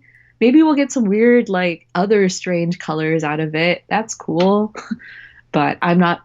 But yeah, when it came to the bamboo though, I was like, oh, I gotta fence you in. This is going crazy. yeah, you're right with this kind of game. It's very relaxing. It's such a game where you can take your own time. You can just take your own kind of pace. Like I'm way ahead of my kids on my island, and my kid they enjoy just designing T-shirts and clothes and all that stuff way more than anything. And they've made some cool stuff, and Hmm. it's Yeah, there's so many different kinds of Animal Crossing players. And I think that's what's so wonderful about this world. It almost reminds me a little bit of like Zelda, right? Like Breath of the Wild, where there's like this open world kind of play, and you can choose to engage with it in so many different ways that are all legitimate, that are all a lot of fun, and that are really cool. And like in addition to my flower situation, I really also love like having all of. I'm really obsessed with the museum. Yes. I would kill blathers. Like that's why I get so upset when I like dig up eggs instead of fossils. I'm like, no, this won't make blathers happy. Give me my Spinosaurus head, you cowards! Like, Yes. No, I know what you mean. And I do love giving them just bugs sometimes just to see them freak out. yes. And oh my goodness, it's like that. I really hope that one day they do release an interview with whomever designed that museum, because it's so immersive. Like I love, like, in the bug section, there's a lab in the back. Yeah, where you yeah. see like them breeding more butterflies, and you're just like, this is the most amazing thing, and I love it. Oh, I love the game. It's been very needed for a time like this. Oh man, it's just going crazy. It's my my way of just dealing with it, because I'm still working. I've been working at home since last summer, essentially. So it's working at home now. It's really no different for me. But my kids are going crazy, and this game is good. Just sort of take their mind off it when they're done with school. I mean, hell, they don't even do school that much, because they get assigned assignments every day. They do them, and then that's about it. So they don't really do much else. Yeah, it's hard. Like I can't imagine like what it's like to be a student right now. I know that like every university has closed. Like when Harvard, MIT, everybody like sent everyone home, we were all like, oh. And so like naturally, I think this is probably going to be a huge setback for this generation. Like I graduated in the middle of the recession, the last recession, back in 2008. And I like people of my generation are still we're still not making as much money as our previous generation. We're still facing a lot of disadvantages because of circumstance. And I can't help but think that the current generation of students and young people who want to enter the workplace, they're also going to start facing a lot of setbacks as well. Just oh my gosh, yeah. It's difficult for me to try. I mean, I'm not an economist. My understanding of these things is maybe like somewhat familiar at best. I mean, just based off of like what history I've learned, but I would be very interested to see from a purely anthropological scale, like how the heck this is gonna how this is gonna end up panning out for the world. I think what Boris Johnson, the Prime Minister of the UK, he has it now too. So yeah, that's what I heard. Yeah, it's kind of crazy. Yeah, it's scary because it's basically my kids' generation. 9/11, like how we had 9/11 for us. It's this is their version of it, and yeah, it's going to completely change. I mean, just look at the jobless claims that they're announcing. And like I said, I told myself I want to get into politics, but it's hard not to when talking about stuff like this. And plus the stimulus bill that they passed, I'm sorry, it's not enough to help out all those people. It's going to be really rough. And what's going to be important is looking out for people who are going to be even more adversely affected by this. For example, Native American First Nation populations. Time and time again, whenever things like this have come to the surface, they have been one of the hardest hit because they are deemed, not part of the United States. And so they don't necessarily have the same funding and same resources that even like a state would have in order to help treat their own people. and it's not even in terms of just like sickness, like when we're talking about things like murder investigations, disappearances, kidnappings, abductions. First Nations First Nations have always been like extremely higher than average on all of these things. And so, keeping an eye out for those populations, keeping an eye out for, people of color, for, just anyone who you think might not necessarily have the best access to healthcare. So we're talking about, gig economy workers, we're talking about trans folks, we're talking about basically anyone who wouldn't have the genetic luck to sort of hop into, a career or an industry that would necessarily give them that kind of insurance. And it's hard because even when you do have that kind of insurance right now, like I had a bad back, and it's not I would be so screwed if I wasn't covered by insurance right now. And I can imagine so many other people. Well, no, I know exactly what you mean, but even when you do have quote unquote good insurance, like when I look at my health insurance on paper, it's really good, but I'm still having to pay out the butt for some exams. Like my kid had to get a CT because we thought she had to, go have heart surgery and all that. And guess what? Wasn't covered by insurance. And now I owe like 10 grand, Yep. So what's the point of having health insurance then if it's not going to be covered? And then also when my daughter got really sick, back in January, I took her to the ER. Guess what? That's another like 10 grand right there. Yeah, it's I don't have that money. It's ridiculous. And just the way that things are, I like right now, I'm sort of thinking about like the fact that we still have an epidemic of opiate addiction happening in this country. Look at Florida. Florida's perfect for that. I mean, well, not perfect, but you know what I mean. I mean, it's Florida, West Virginia, like Illinois, like there's a really fantastic book that I'm reading right now. I think it's called Dreamland, and it is a book that basically covers the head to tail of the current opiate epidemic, and like where it comes from, how these cartels are run, who gets it, who's affected. And I think like nowadays when we think about like emergency response and this sort of stuff, like there's a lot of people out there who are in their homes or are maybe in danger of ODing or something like that. And there's just not going to be enough resources to take care of that in addition to what's going on with COVID-19. So, my mom's a nurse, and she works in ICU nurse, and she's been telling me, because you have those patients that come in and claim they're sick, but they just want their fix because they're addicted on opiates, and they're telling me they just to get those people out of their hair to let to keep beds open for actual COVID patients, they're just giving them their stuff to get them out of there, which that's in one way scary. Yeah, it's basically you're valuing someone's life over another person's, and it's a level of triage that this country is not prepared for. And we're not, and it's pretty crazy. I really recommend the book. It's called Dreamland by let's see, it's on my iPhone. Just a second. Dreamland by Sam Quinones.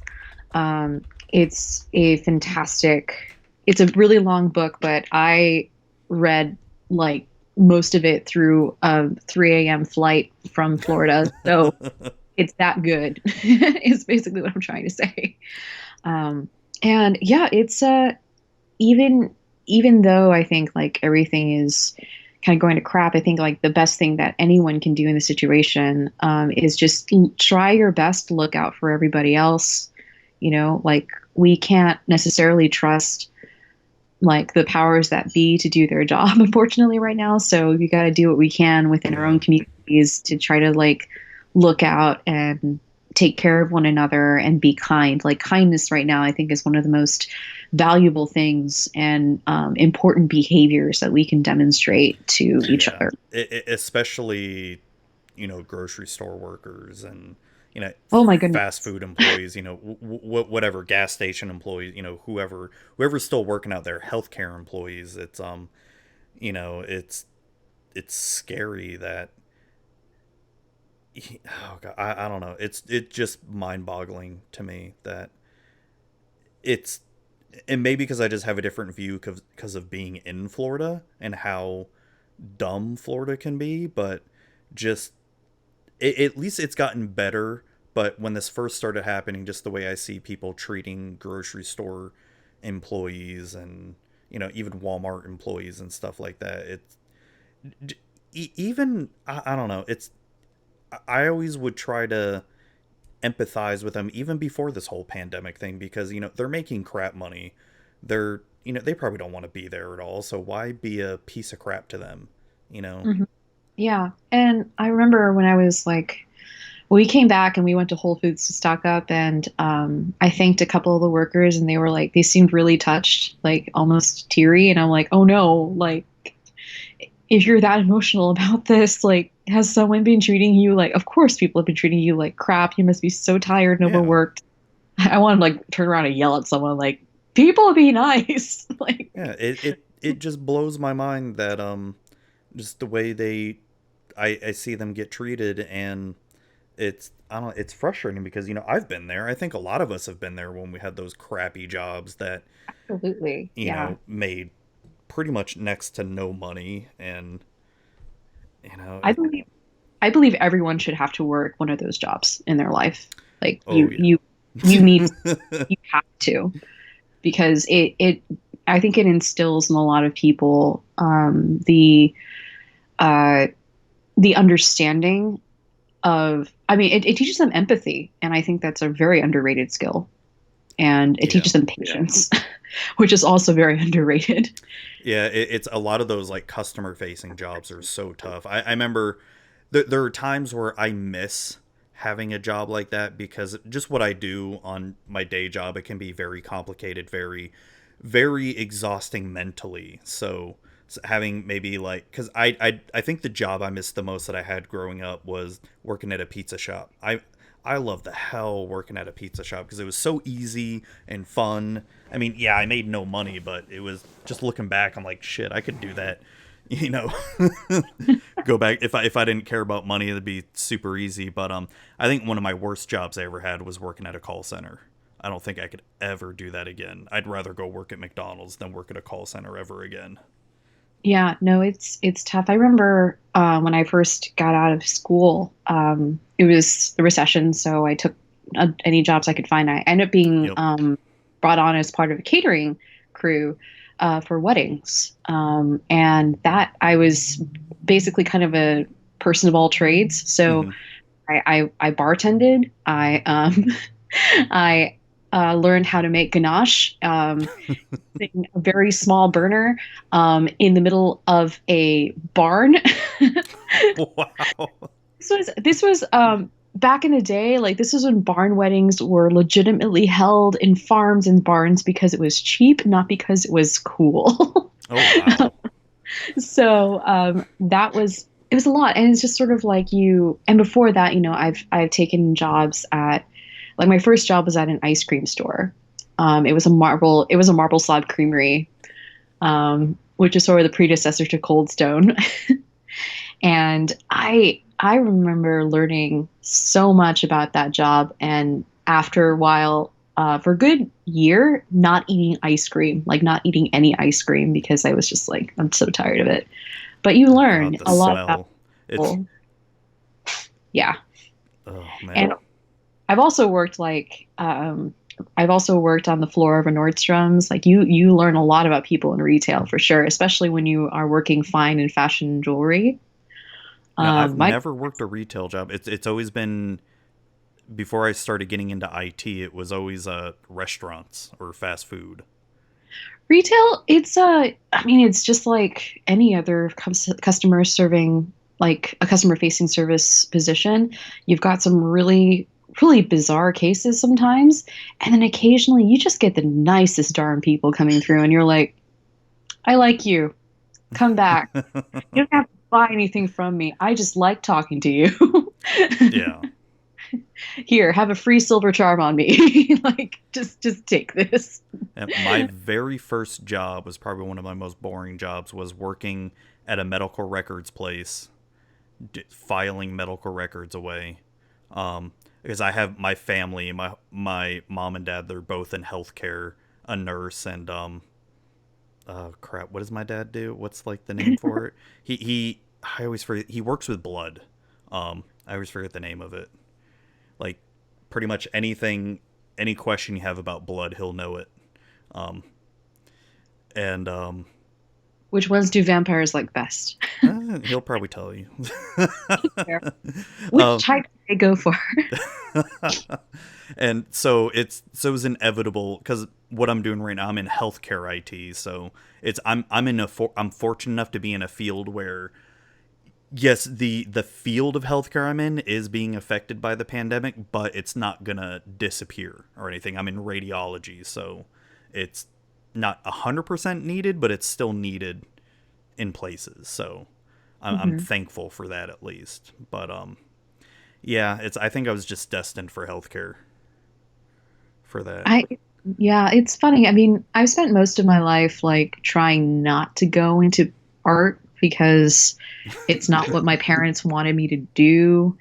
And I guess when you're a kid and I grew up in Texas, and there wasn't a lot of room for smart people, like the idea that you could be academically gifted, but also like artistically inclined.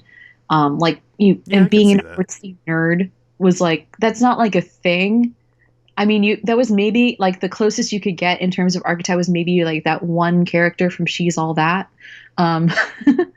But it, like, because I was pushed and because I was academically inclined, like there was a lot of expectation for me to go into medicine or law or engineering. And eventually when I graduated, I was just like, I'll probably go into law. And then I actually worked at law firms and was like, this seems miserable. No, I don't want to become a lawyer. And so I worked in tech for a really long time doing like operations. I was at several startups. Nice. You can grind. Yeah. I can't watch the show Silicon Valley because that was my life. I've heard that's pretty somewhat accurate, I guess. It is accurate. It's accurate. I've worked with people like that. Like, my position in these companies was mostly to make sure that people like that didn't set themselves on fire or just basically clean up after them. And after a few years of that, I just decided, like, I can't take this anymore. Like, the level of misogyny and fake progressivism in these spaces is just too much. And so, I talked to my partner, and we both came to the conclusion, like, hey, why don't you go ahead and pursue your dream of being an artist finally? And so I am awesome. I'm very lucky. I'm very, very lucky. I know that a lot of people are not fortunate enough to be in that position. So I try to make the best of it. Yeah. I still run it like a business as best I can. I'm not making these willy-nilly. I try to be strategic about what I do and how I invest my time. And it's been really wonderful, other than, the occasional injury, but everything else has been super rewarding. And I've been really excited to kind of grow and see what else I can do with this medium. Well, and I think I mean, not knowing like how you started or anything, but just from what I see, what you post on Twitter, it's very awesome work that you've done. Thank you. I really like it a lot. It's and then plus, I mean, besides the whole pottery thing, the work that you've done in magic as well too. I mean, you've got your Loregoyfs podcast. You've been guest appearance on Professor's show or YouTube channel before. Mm-hmm.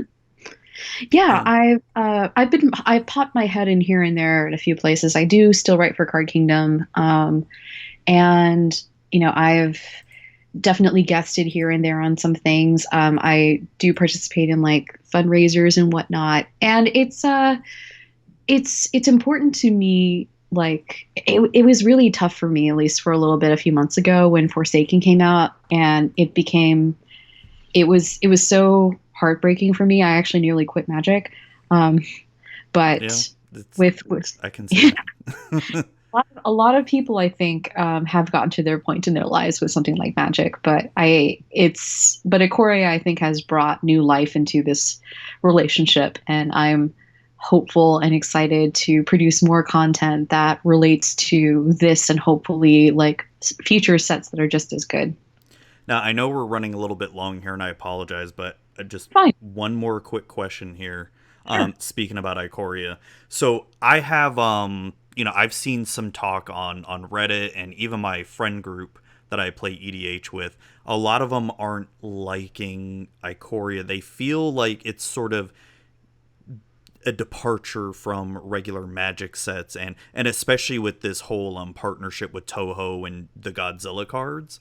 Kind of makes it feel less Magic than ever before. What are your thoughts on that when people are sort of not liking a lot of the flavor of this? I mean, I guess first things first, your feelings are valid and your opinion is valid. And you're totally allowed to not like things. I can certainly see that perspective, especially with Toho coming in and whatnot, and how this doesn't necessarily feel as magic-y. But I also, I guess, from my perspective, it makes me happy because of these things. I like the fact that this set is taking some liberties. Obviously, I'm going to have to withhold my my full opinion on the set until I've played it, because Mutate looks like it looks like you're building like a Jenga house of cards situation, and you're kind of like, oh, yeah. I really like the complexity of it, but on the other hand, like my buddy, he's still very brand new to Magic. To him, Mutate feels very complex, though, like a little bit too hard for a new player, and I worry about that a little bit. I mean, I know Arena will make it easy to play Mutate, but on paper, it's going to get confusing as hell. It will. I think it will be easier once we play it. Yeah, I think that like many mechanics in the past, Mutate will be simpler once we actually get our hands on it. I really hesitate to be like completely down on the set, like entirely from that perspective, because like I know that a lot of people and a lot of like more competitive individuals in the community are weighing in on how the set looks from a mechanical standpoint, et cetera, et cetera. But I just feel like until we get it, like we don't know what's going to be like. Wait, we all thought that Ixalan was going to be a really fun limited set, and that was not true. No, it wasn't. No, it's I know exactly what you mean. It's I think what's making this spoiler season or preview season a little bit more confusing and maybe a bit more intimidating is because at the same time they're doing Commander previews at the same time, and there's so many times like I'm getting confused as to which is for what set, because I'll see a super powerful Commander card and it just makes me kind of groan a little bit, like I don't want to play against that in Standard, until I realize, oh no, that's in Commander. Yeah, there could have been, I think there could have been more of a what's separation. The word? Demarcation, a better demarcation between the two of them. Again, to kind of circle back on your comment about flavor, I think that there is an element of camp to this set that not everyone is going to like. I personally love camp. It's one of the reasons why I love Mystery Science Theater 3000 and Rift Tracks, and why, I loved The Disaster Artist, and I love that. It was, I devoured that book and the movie, and it's so good. And why, like, I would love to see Sharknado. I would love to see Sharknado 2. I would love to see the subsequent, I think, 6 sequels to Sharknado. Like, I don't mind.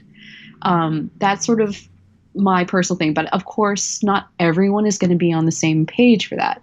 For example, like, there's definitely been sets where I'm just like, like for example, the latest Theros set, I was kind of like, shrug. um, Yeah, Not it's a jam, but cool. Not everything. And the thing is, like, I also personally kind of always feel like not everything is going to be for me, and I have to accept that that's okay. what? But But it hopefully, everything we'll- should be for every Magic player. What? and No, it's the, I know exactly what you yeah. mean. It's my personal feelings on Ikoria so far is I love it. Um, it brings out that inner Timmy in me that loves the big dumb creatures. Because my very first Magic deck when I started in Urza Saga was a mono green worm deck that was terrible. Oh my gosh. Yeah, no, my first the first rare I played and really loved playing with was Fido Titan. And I just loved this big green, big smashy mushroom man that would come in and just squish people. It was super fun. And I think that's just kind of what what's like at the heart of Ikoria. And I totally get it if people aren't into it, and that's totally okay. Um, I I just really really love it. I love the fact that it's over the top. It's enormous. Um, there is a lot of self-referential, like poking fun at yourself kind of stuff happening, and it does have a very different tone than, say, for example, New Phyrexia or War of the Spark, right? Where you Yeah. basically had this disaster movie thing, and I think that's and even if I don't necessarily relate to some sets that go in different directions, I still appreciate the fact that Magic can go in those different directions, right? That's what makes it such an amazing game. You can take a setting like Gothic horror Innistrad and make magic happen there. You can take a disaster movie situation and make magic happen there. You can take Godzilla and make magic happen. And like so I used to run the San Francisco Bay Area Lady Planeswalkers Society chapter here, and every holiday we have a bring your own like custom magic decks set, and this or party. And so my husband and I every year we collaborate on making dual decks. And last year, no, the year before last year, we did Hot Fuzz. Mhm. So we did like a Jeskai police versus an Abzan neighborhood watch, Oh and wow. it was so much fun. Like we just had a blast adapting magic, the mechanics and the world of magic to Sanford. And and that's kind of the beauty of the game, right? Like you can make it go anywhere and it will almost always work. So like why not? Yeah, I guess I can see where you're coming from. It's I mean, oh god, I guess I lost my train of thought, but I mean, it it it really can go in a lot of different directions. I mean, and I like that each set doesn't feel the same as the previous set because I have a feeling like god, what was it? It was like what set was it? It was like Kaladesh, like Hmm. because Kaladesh, and then right after that was Amonkhet. Right after that, I want to say. Yeah. But even though like two totally different planes, to me, maybe that's more of a critique of the artwork because it felt very homogenized, and I feel like Oh, now we're starting to get back into the part where the artwork is at least feeling very different compared to each set. yeah. Does that I make think sense? yeah, it's like a better contrast might be say like Shadows over Innistrad and then Kaladesh. Like you Yeah, remember that yeah, contrast? That was huge. We got tentacles and the moon, and then we've got cute little fox constructs, and it's sunny all the time. yeah, yeah. It's I don't know. I'm super excited about the set. I love the Godzilla aspect of it. I haven't even dived that deep into spoilers or previews. Because I'll usually I like to try to have first impressions when I do my full set reviews on the podcast. Mhm. But it's I don't know, I'm excited about it. It looks like it'll be fun for draft or sealed for sure. Yeah. and just the aesthetic, like I said, I it's love the got comic book feel of some of the campiness. alternate art too. Yeah, it's so beautiful, and it's I like it's there's not too far of a separation between like this and this set and Godzilla, and and then if you had someone like a drag queen dressed as Godzilla or something like that would totally fit within like the same family of like the feeling of this set, it's just it's so it's so humorous, and there's a lot of fun, and there's a lot of heart, and there's a lot of smashy smash. So it's like one of my other favorite planes and sets was like Tarkir, and Oh, I loved it. I love that set for very different reasons, right? Like that set very different than this set, but both have really cool stuff going on. So it's going to be good. I'm excited as well. So I just quickly Googled to see if there was like a drag queen dressed as Godzilla. Unfortunately, I'm not seeing too much, but there's a. Okay, well, clearly I need to get my friend. So Justin, who is one of the other hosts of the Loregoyfs, he is a drag queen, and his drag queen persona, her name is Charmin Ultra. Okay. And I should probably ask her if she could do a Godzilla like drag thing for Ikoria remix. I mean, the only thing I found was, I guess, a podcast called Dragzilla Queen of the Monsters, or I don't know if that's a name of a episode or something. That sounds great. Oh, Can you published imagine? by Queeks, the Queer Geek Podcast. Okay. Oh, I guess they were talking about the latest Godzilla movie. That's why they. I mean, she came to slay. So, yay! I can certainly see like a glittery Mothra getup, or very shiny Dora. Yeah. Oh yeah, definitely Mothra. Shit, I'd like to see a Mecha Godzilla drag queen cosplay that go. Oh my goodness. Well, I'm gonna have to tweet about this later, because this is clearly something that needs to happen. Like just drag kaiju.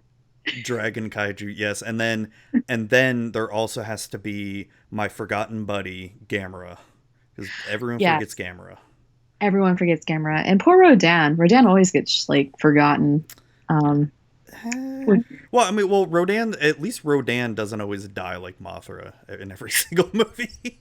But Mothra comes back. She's never gone for long. Yeah. It's always, but Mothra, the larvae are actually the better ones than actual Mothra herself. That's true, but she's so pretty though. She is. It's my grandfather is the one who got me into Godzilla as a kid, and it'd be like the thing we do is go rent a movie. Yes, kids, there used to be something we'd rent movies, go to a shop and rent movies, and but it would always be like the same Godzilla movies. It'd be the first one, Godzilla versus Mothra, King Ghidorah, and one of the Mecha Godzilla ones. I don't know how many times I've seen them all.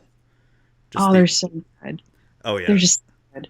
Yeah, I recently did like a whole rewatch of every single Godzilla movie in preparation for the one that came out last year. Holy crap. I forgot like how, and this is going to sound bad, but there's a lot of the ones that are just straight up boring when they're like the human portions of the stories are just so bad. Through the humans, just fast forward through the humans, get to the monsters. Exactly. Oh my. So that was what I would always do as a kid, but as an adult, I'm like, okay, let me see if they really were as bad. If I remember, I'm like, oh yeah, they're bad. Even like the '90s ones, because the '90s is where the more iconic Godzilla imagery is, at least nowadays. But even some of there, it's boring as hell. Like holy crap. That's a lot of fish. Yeah. That's a lot of fish. Oh, you're talking about the 90s, the 90s Godzilla movie that was like Godzilla, a hermaphrodite who laid a bunch of eggs and then I try to forget that away one. through the Chrysler building. Oh, I loved the American Godzilla's cameo in Godzilla Final Wars. Oh, so good. That was great. How Godzilla just killed it right away. God, yeah, no, it's just sorry, I lost my train of thought, but it's No, just it's all right. I love so yeah, I love this set. I love the monsters. I clearly need to make more kaiju stuff soon. Yes. Especially with Ikoria coming out, and heck, even make some of the more iconic monsters in this set too. I don't even Oh know my, who they are yet, but well, that cat nightmare is pretty cool. Um, and that nightmare squirrel is also pretty dope. yeah, I So saw that. yeah. And so you also, how long have you been doing the Loregoyfs now? So I've been doing the Loregoyfs. I was asked to be part of the first cast back in 2017, Okay. and we've been holding it together by hook or by crook for the past 3 years. Well, that's It's awesome. been yeah, it's been a journey for sure. Like we started off just the four of us in our friend's studio, and then our friend moved away, and we've been trying to figure out how to record remotely. And then we started like figuring out how to record at my house. We had some cast changes, as you do, because podcasts. Yeah. And eventually, we got to the point where we're always recording at my house. We go to dinner afterwards. It's a thing. And we finally got our first preview card. I know, Back that's in awesome. well, when Dominaria, we got our first preview. Oh, I'm sorry. I thought you were talking about No now. worries. No, we're also very excited about that one. Don't get me wrong. But like the first one we got was Song of Frailes, and like, holy heck, Ooh, that's such a that good was one. so good. We saw it and we're like, it was a saga. It was crazy awesome. It had that beautiful, beautiful art. It's Frailes. Like, there's just no end to like I think it's probably one of the best cards we've ever gotten, although this card, mechanically speaking, like from a spike perspective, is I think one of the strongest pieces of removal we have seen in years. So I do not like the art though. I hate it. I'm not gonna lie, I was kind of triggered by the art. I was like, I cannot personally stand cruelty to animals. um I get very angry about it, And and for especially with it being a big cat too. That's big, fluffy, beautiful cat. Um, my God, how do the monsters on this plane stay so beautifully fluffy? Like, I who know. grooms them? Do they get combed? Is that like a tree that they comb themselves against? Because that does happen in the wild. But yeah, that this card is just I'm of two minds, very, very different minds about it. So good, but so bad. Yeah. No, I um, know exactly what you mean. No, it's cool because Dominaria was my first set that I got a preview card too. I got Adventurous Impulse. oh, Um nice. that was a good card. But That's a good card. no, that's yeah, that Yeah, I'm it's sorry, I'm just looking at the art and I'm just like I hate it. I hate the art. I oh mean, my God. I kind of feel bad for Ryan Pancoast because it's like, was he supposed to draw the art that way? Like, Yeah, was I he? think so. There's like an art direction job that where they tell the artist exactly like the kind of feel and tone they want, and so he did it. He did apologize, Oh, but God. but yeah, no, we were like, we when we got the card, we were like, oh yeah, we got an Ikoria card. Let's look at the card. Oh no, it's been so hard for us, like the past few days, like seeing everyone like, oh, the kitty is so great. Oh, the Oh kitty is, no, and you knew the whole time. and I'm sitting here like, yeah, the kitty's really cute. Oh no. Die. So it's been like, ah, just like one of those like fake smiles you got on your face because you have to pretend to stay happy Yeah. when you know it's like. But the Loregoyfs, we've gone through a lot. We've worked really hard to be where we are. We're so lucky to have the listeners that we do. We're not like the most popular podcast, but we have some hardcore fans, No, that's and awesome. I mean, that's all you can ask we for are, too. yeah.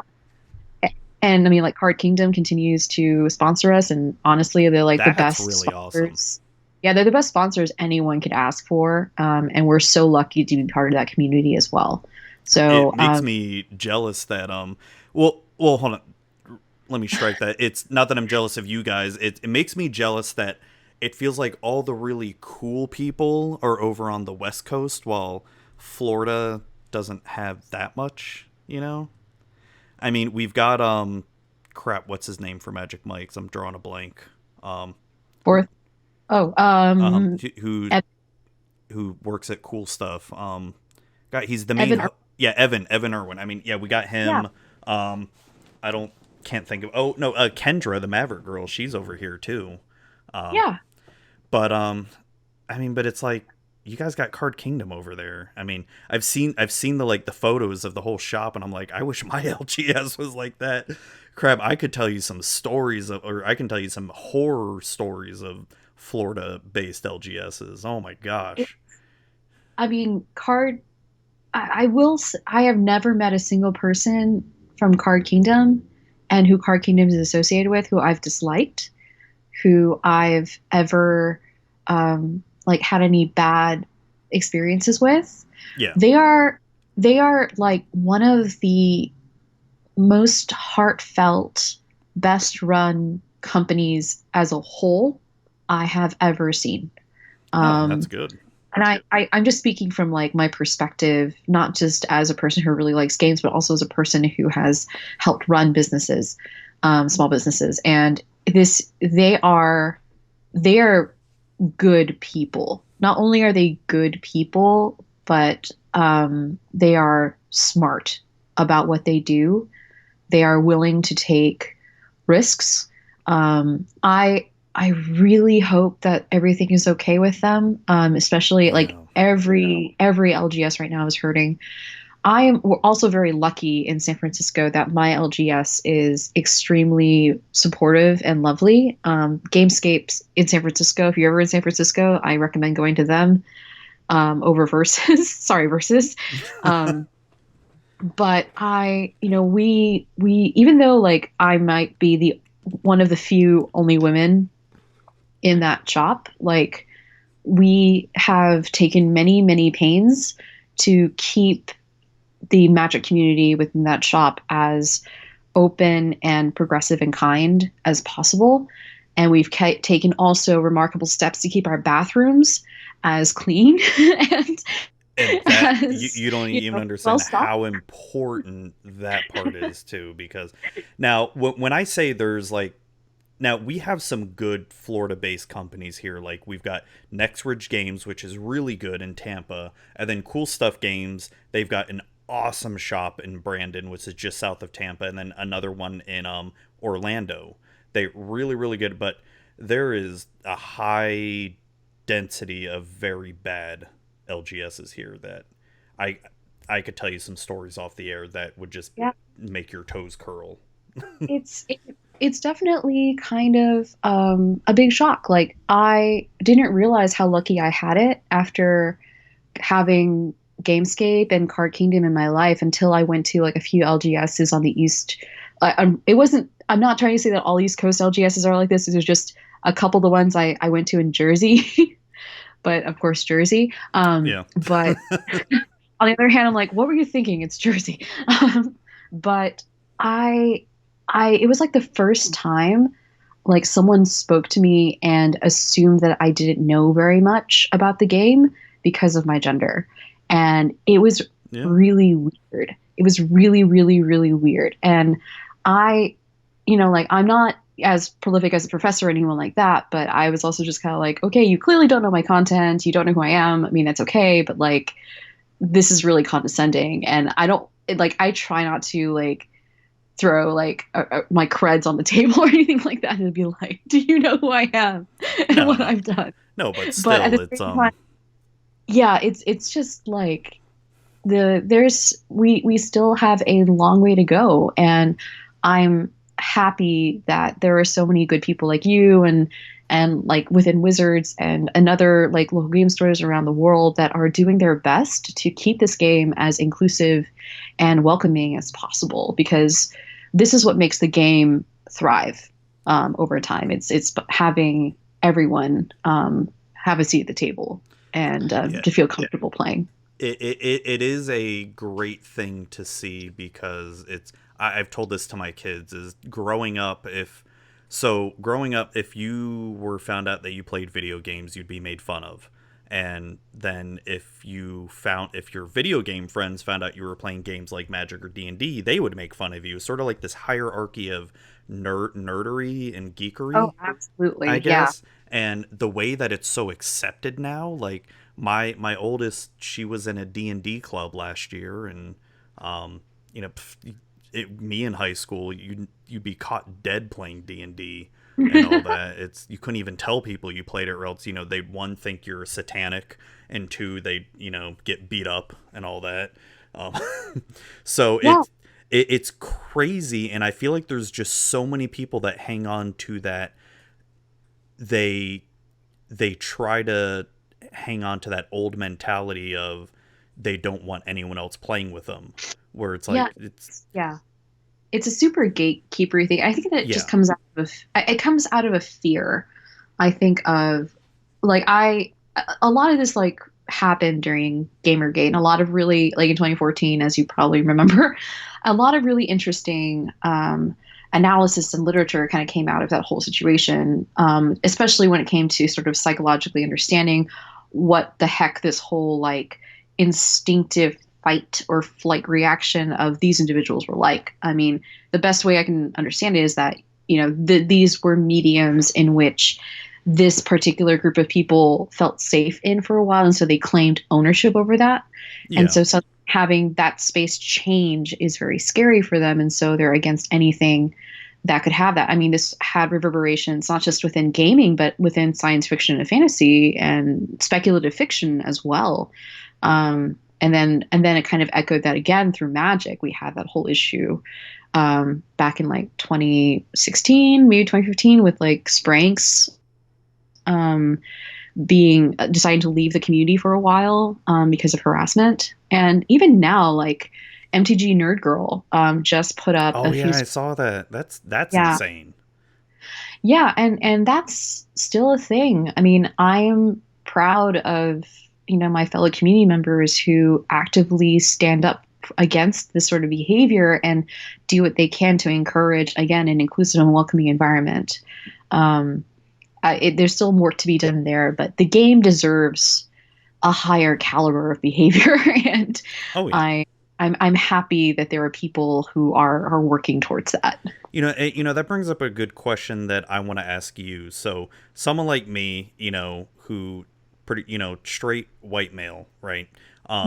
When I see a lot of that stuff happening, it's a lot of times, I feel like I want to speak up or say something like, hey, hey people, we need to stop. But a lot of times to me that feels kind of useless. Like I'm just speaking into the void where no one's going to listen to me or anything. Who cares what I have to say type thing. So what's something that, what's some advice you could give to someone like me or to other people who may feel that way too, who don't like seeing that behavior, but feel like if they say anything, nothing's going to change? I don't think that you are, change is such a big concept, right? Mm-hmm. And as an individual, there is very little that you can do in order to affect that change, but the little that you can do will eventually build, right? So if you speak out against this, if another person speaks out against this, more and more and more people point out the unfairness, the injustice, the evil of the situation. That is how perspectives change, and that is how we adapt and progress as a community and as a culture. So I don't think that you're speaking into the void when you decide to speak out against this stuff. It means that you are using your privilege and your platform and your voice to let other people know that this is wrong. And that's one way you can help. Another way you can help is by promoting marginalized voices within the community. People who are not necessarily going to be what you would consider the usual suspects of magic. Women, people of color, LGBTQIA folks. I mean, these are people who are routinely shunted aside or treated less than in society.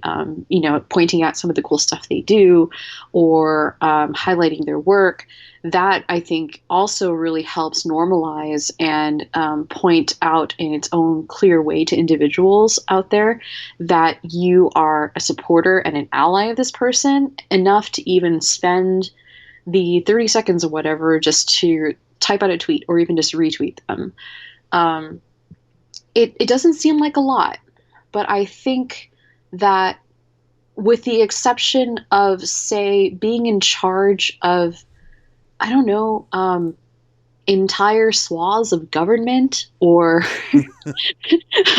or like, I don't even know, like if you were maybe like in charge of like a company or whatever, I think as an individual, I don't think you should be expected. The average individual should not be expected to create enormous change. However, that doesn't mean that that person shouldn't try to make any small changes that they can. Does that make sense? No, I see what you mean. It's sort of like, what is it, ripples in a pond or something like that, how they get bigger. How bigger, but it's also just an individual thing, right? It becomes like a moral, ethical decision. If you have the opportunity to better, like to make something better for someone and to, speak out, then use that power. Okay. Like, why not use that opportunity? Even if you think that it's not much, like it will grow and you will have done, I believe, the ethically correct thing.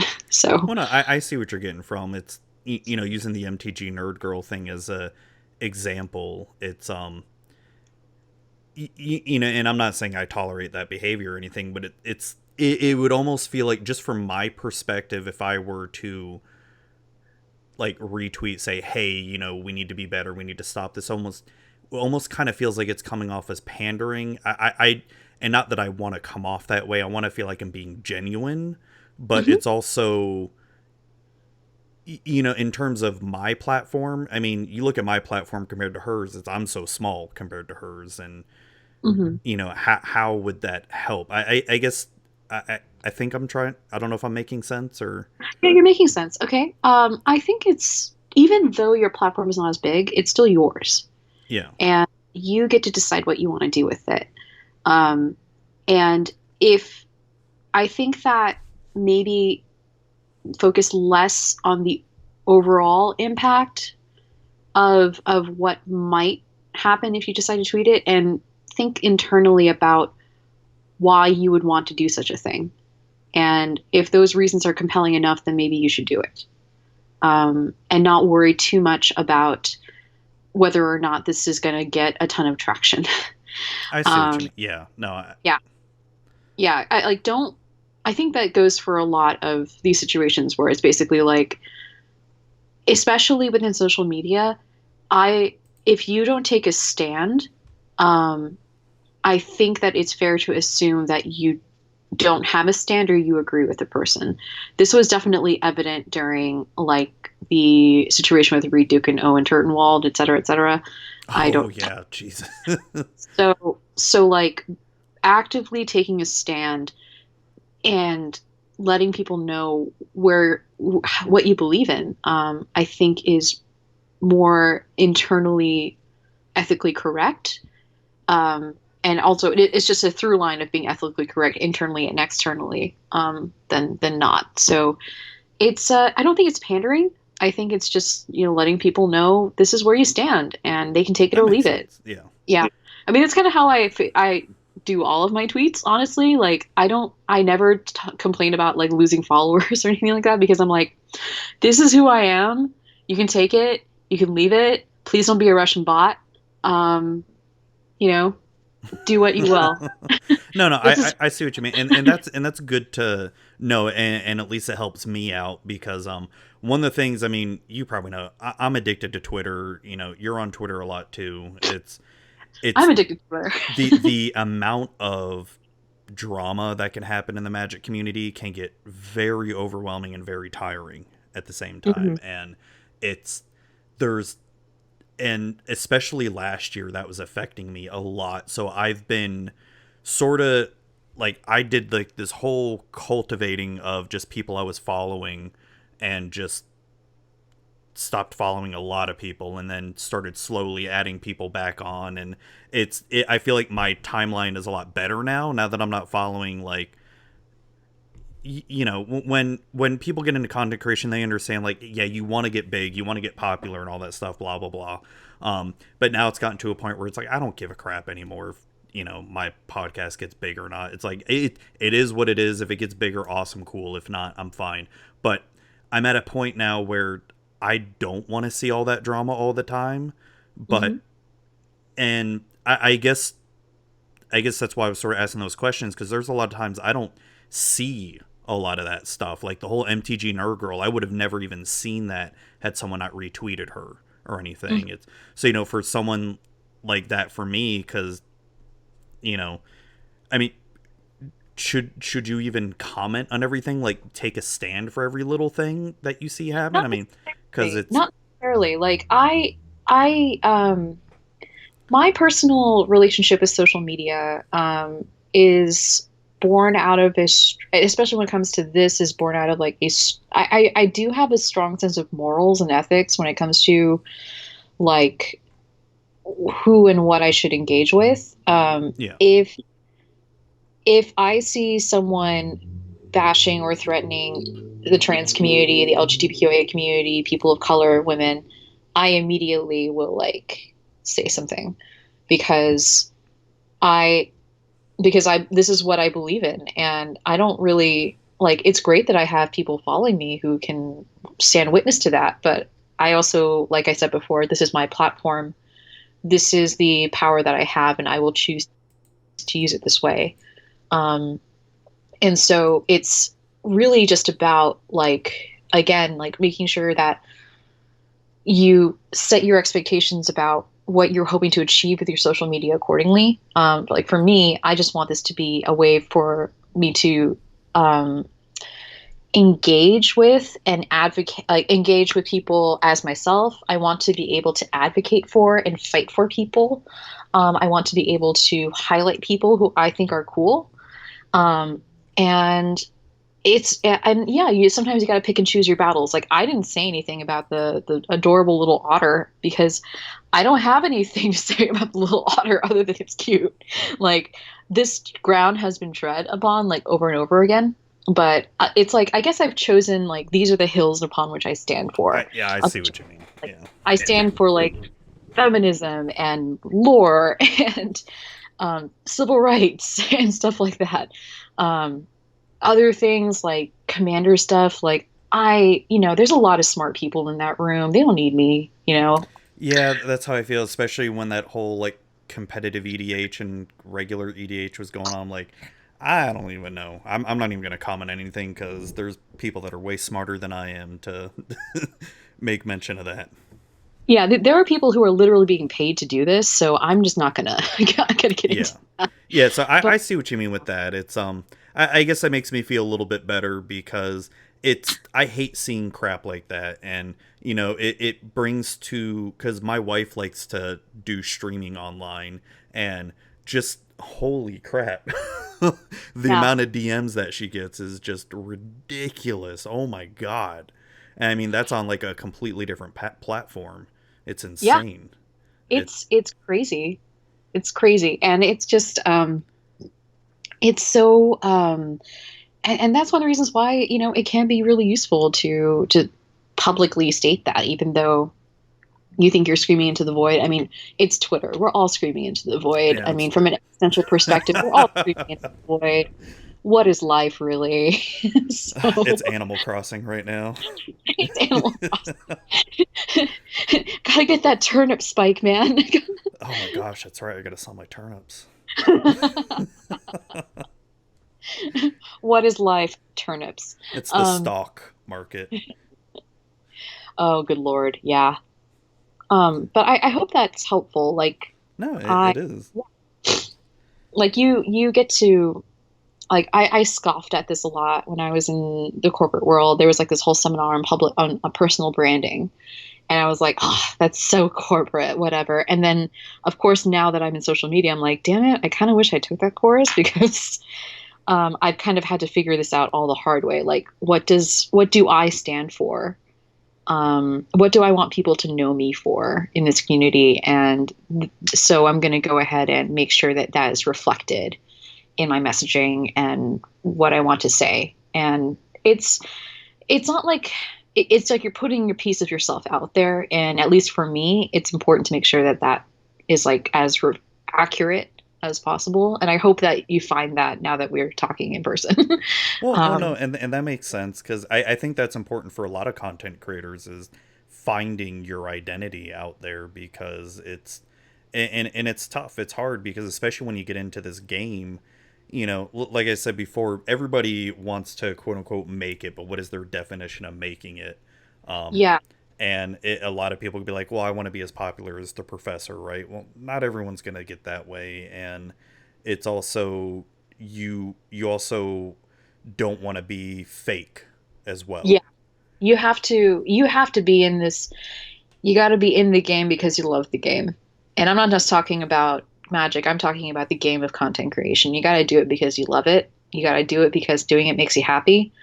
And you got to do it because you got to believe in yourself. And you got to be smart about it. There's so many different things, but at the end of the day, if your goal is like, I want to be like the professor, like he works so hard.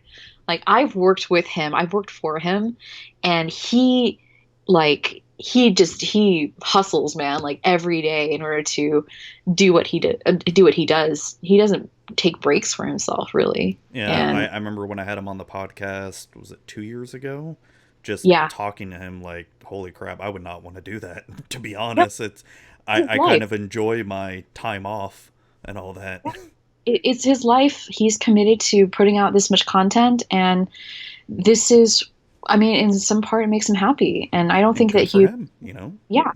But at the same time, like, he didn't get into this to get big. That became a side effect. And I think that's what's really important too. Like when we started the Loregoyfs, we were like, hey, what's like, we kind of actually sat down and we were like, okay, what are our goals here? Like what's realistic?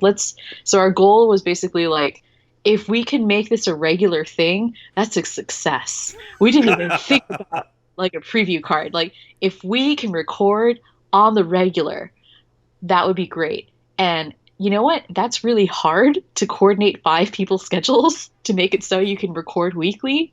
It's not easy. Oh yeah. I mean, it's like trying to get a D&D game together every week. Oh Jesus, no. But yeah, like you've gotta be realistic. You've got to know what you're getting in the game for, and it's tricky. And yeah.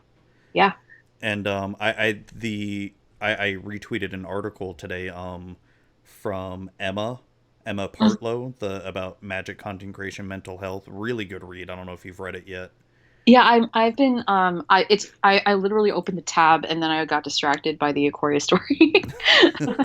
No, but it's good, and it's something that I think a lot of us content creators feel, especially during this pandemic, because we're sort of like at this perfect time where a lot of us are working from home or we're not working, and especially with content creators, you feel like, okay, now I have all this time now I can make all this content, and it's like, that's such bullshit, right? Because like, sorry, pardon my French, but like we are as a species right now, like facing one of the biggest threats ever. And I think that we all collectively have a right to mourn and be scared and have fear eaten into our productivity and figure out how to exist in this new world. Like that's not going to happen overnight. Just because you're working from home doesn't mean that you can be more productive. Like that doesn't. Oh no, I 100% agree. But you can't help but see, there's still a lot of the other content. They're still doing a lot of stuff. Some are doing way more than they used to.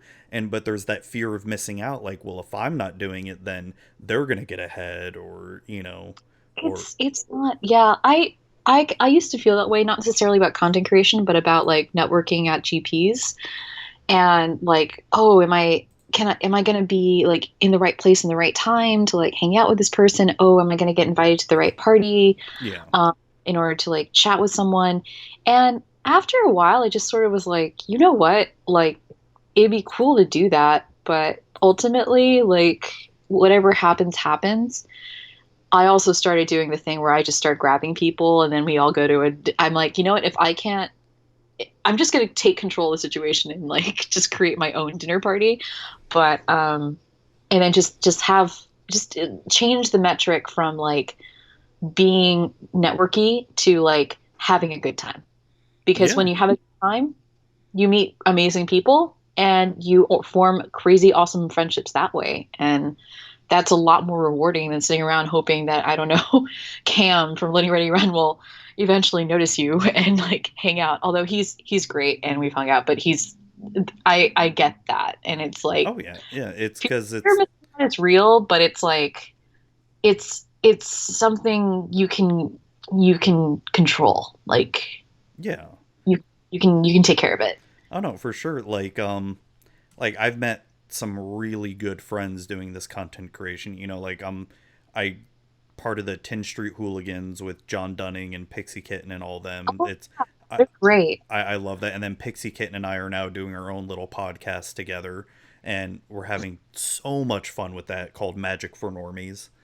That's amazing. It's so much fun, and we play stupid little games like we have you ever seen the Netflix show Billy on the Street? No, I haven't. So he plays these random games with people on the street in New York, and one of the games is, or that Pixie came up with, is called like Normie or X. So you have to ask these questions really fast and determine whether it's a normie or whatever. So the last episode we did was Normie or Godzilla. So you say a statement: is it like a normie Magic player, or Godzilla like loves to eat buildings? Okay, that's Godzilla. Keeps a no land hand. Okay, that's a normie. That's amazing. And you have to answer it in split second, really fast. It's so much fun. Oh, that sounds really, really fun. Yeah, so I've been having tons. So you're right. It's really, I've gotten to a point now where it's just about having fun, and what happens. I don't care after that. And the thing too about the internet is that things change so quickly. So it's totally cool to like just not be around for a little bit, because you'll come back in later. It's fine. Yeah. You'll be fine. It's just Twitter. It really is. It's just Twitter. But it's so addicting. I know, but it's so I did get permabanned from Twitter once after speaking out about, I remember that. and that was actually a really interesting experience. But I think one of the benefits I got was like, that was the turf thing you said or something, or I threatened to throw transphobic radical feminists off my personal Themyscira. Oh yeah, that's right. Yeah. Yeah, and I don't know, but I'm back anyway. But it occurred to me, like, you know what? Even if I didn't have Twitter, I still have so many friends. I still have a home. I still have a bank account. I still have books. I got my cats. Like, there's a world outside of this too. And like, if the worst thing that's going to happen to me is that my Twitter account got permabanned, that's okay. Like, I can make a new one and go on from there. It's fine. Have to start over, but it's okay. Like, at least I still have the things that are really important to me. It's very, very true. And I think that is a good place to end it off, because we're at 2 hours and 40 minutes. Holy crap. It has just flown by. Thank you for staying with me for this long. Holy crap. Of course. Yeah, this is fun. So where can people find you online? Oh, great. So you can find me on Twitter at KilnFiendPotter. It took me a long time to come up with a magic-related pottery thing. So super excited about that one. You can also find me on Instagram at KilnFiendPotter. If you'd like to reach out to me for inquiries or anything like that, you can hit me up at kilnfiendpottery@gmail.com. I'm also on the Loregoyfs. We are a comedy Vorthos podcast that's spelled Loregoyfs. And I also write for Card Kingdom. I recently did a I recently wrote a story with the Loregoyfs for Lumeria, which was their second cube, I think, which was super, super cool. So you can check that out. And I also recently wrote a fanfic for Theros Beyond Death, because there was no story for Theros Beyond.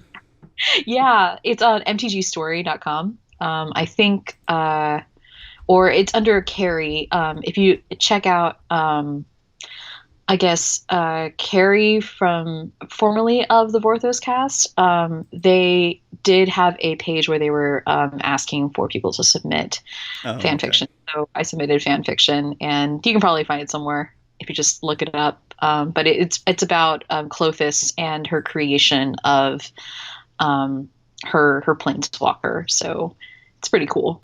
Oh, that's cool. And so where can you find Loregoyfs? What platforms?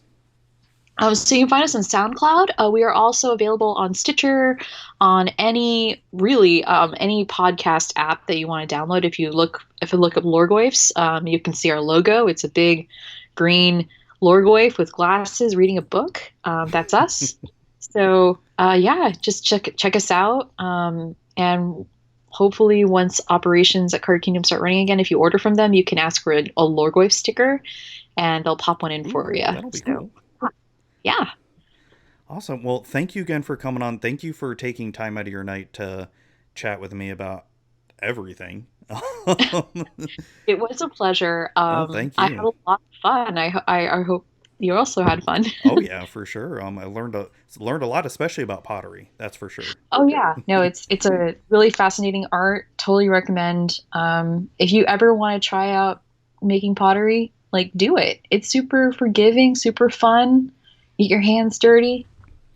Well, it would be, before the pandemic, we did have some art studios around here, but who knows what it'll be like after everything starts opening up. Once it ends, definitely go out there, get your hands dirty, make a pot, make a big mug, fire it, drink some coffee. Might give it a shot. Heck, might even be fun for the kids too. Oh yeah, no, it's great for kids. Oh, well, awesome. Well, thank you again, and have a great night, okay?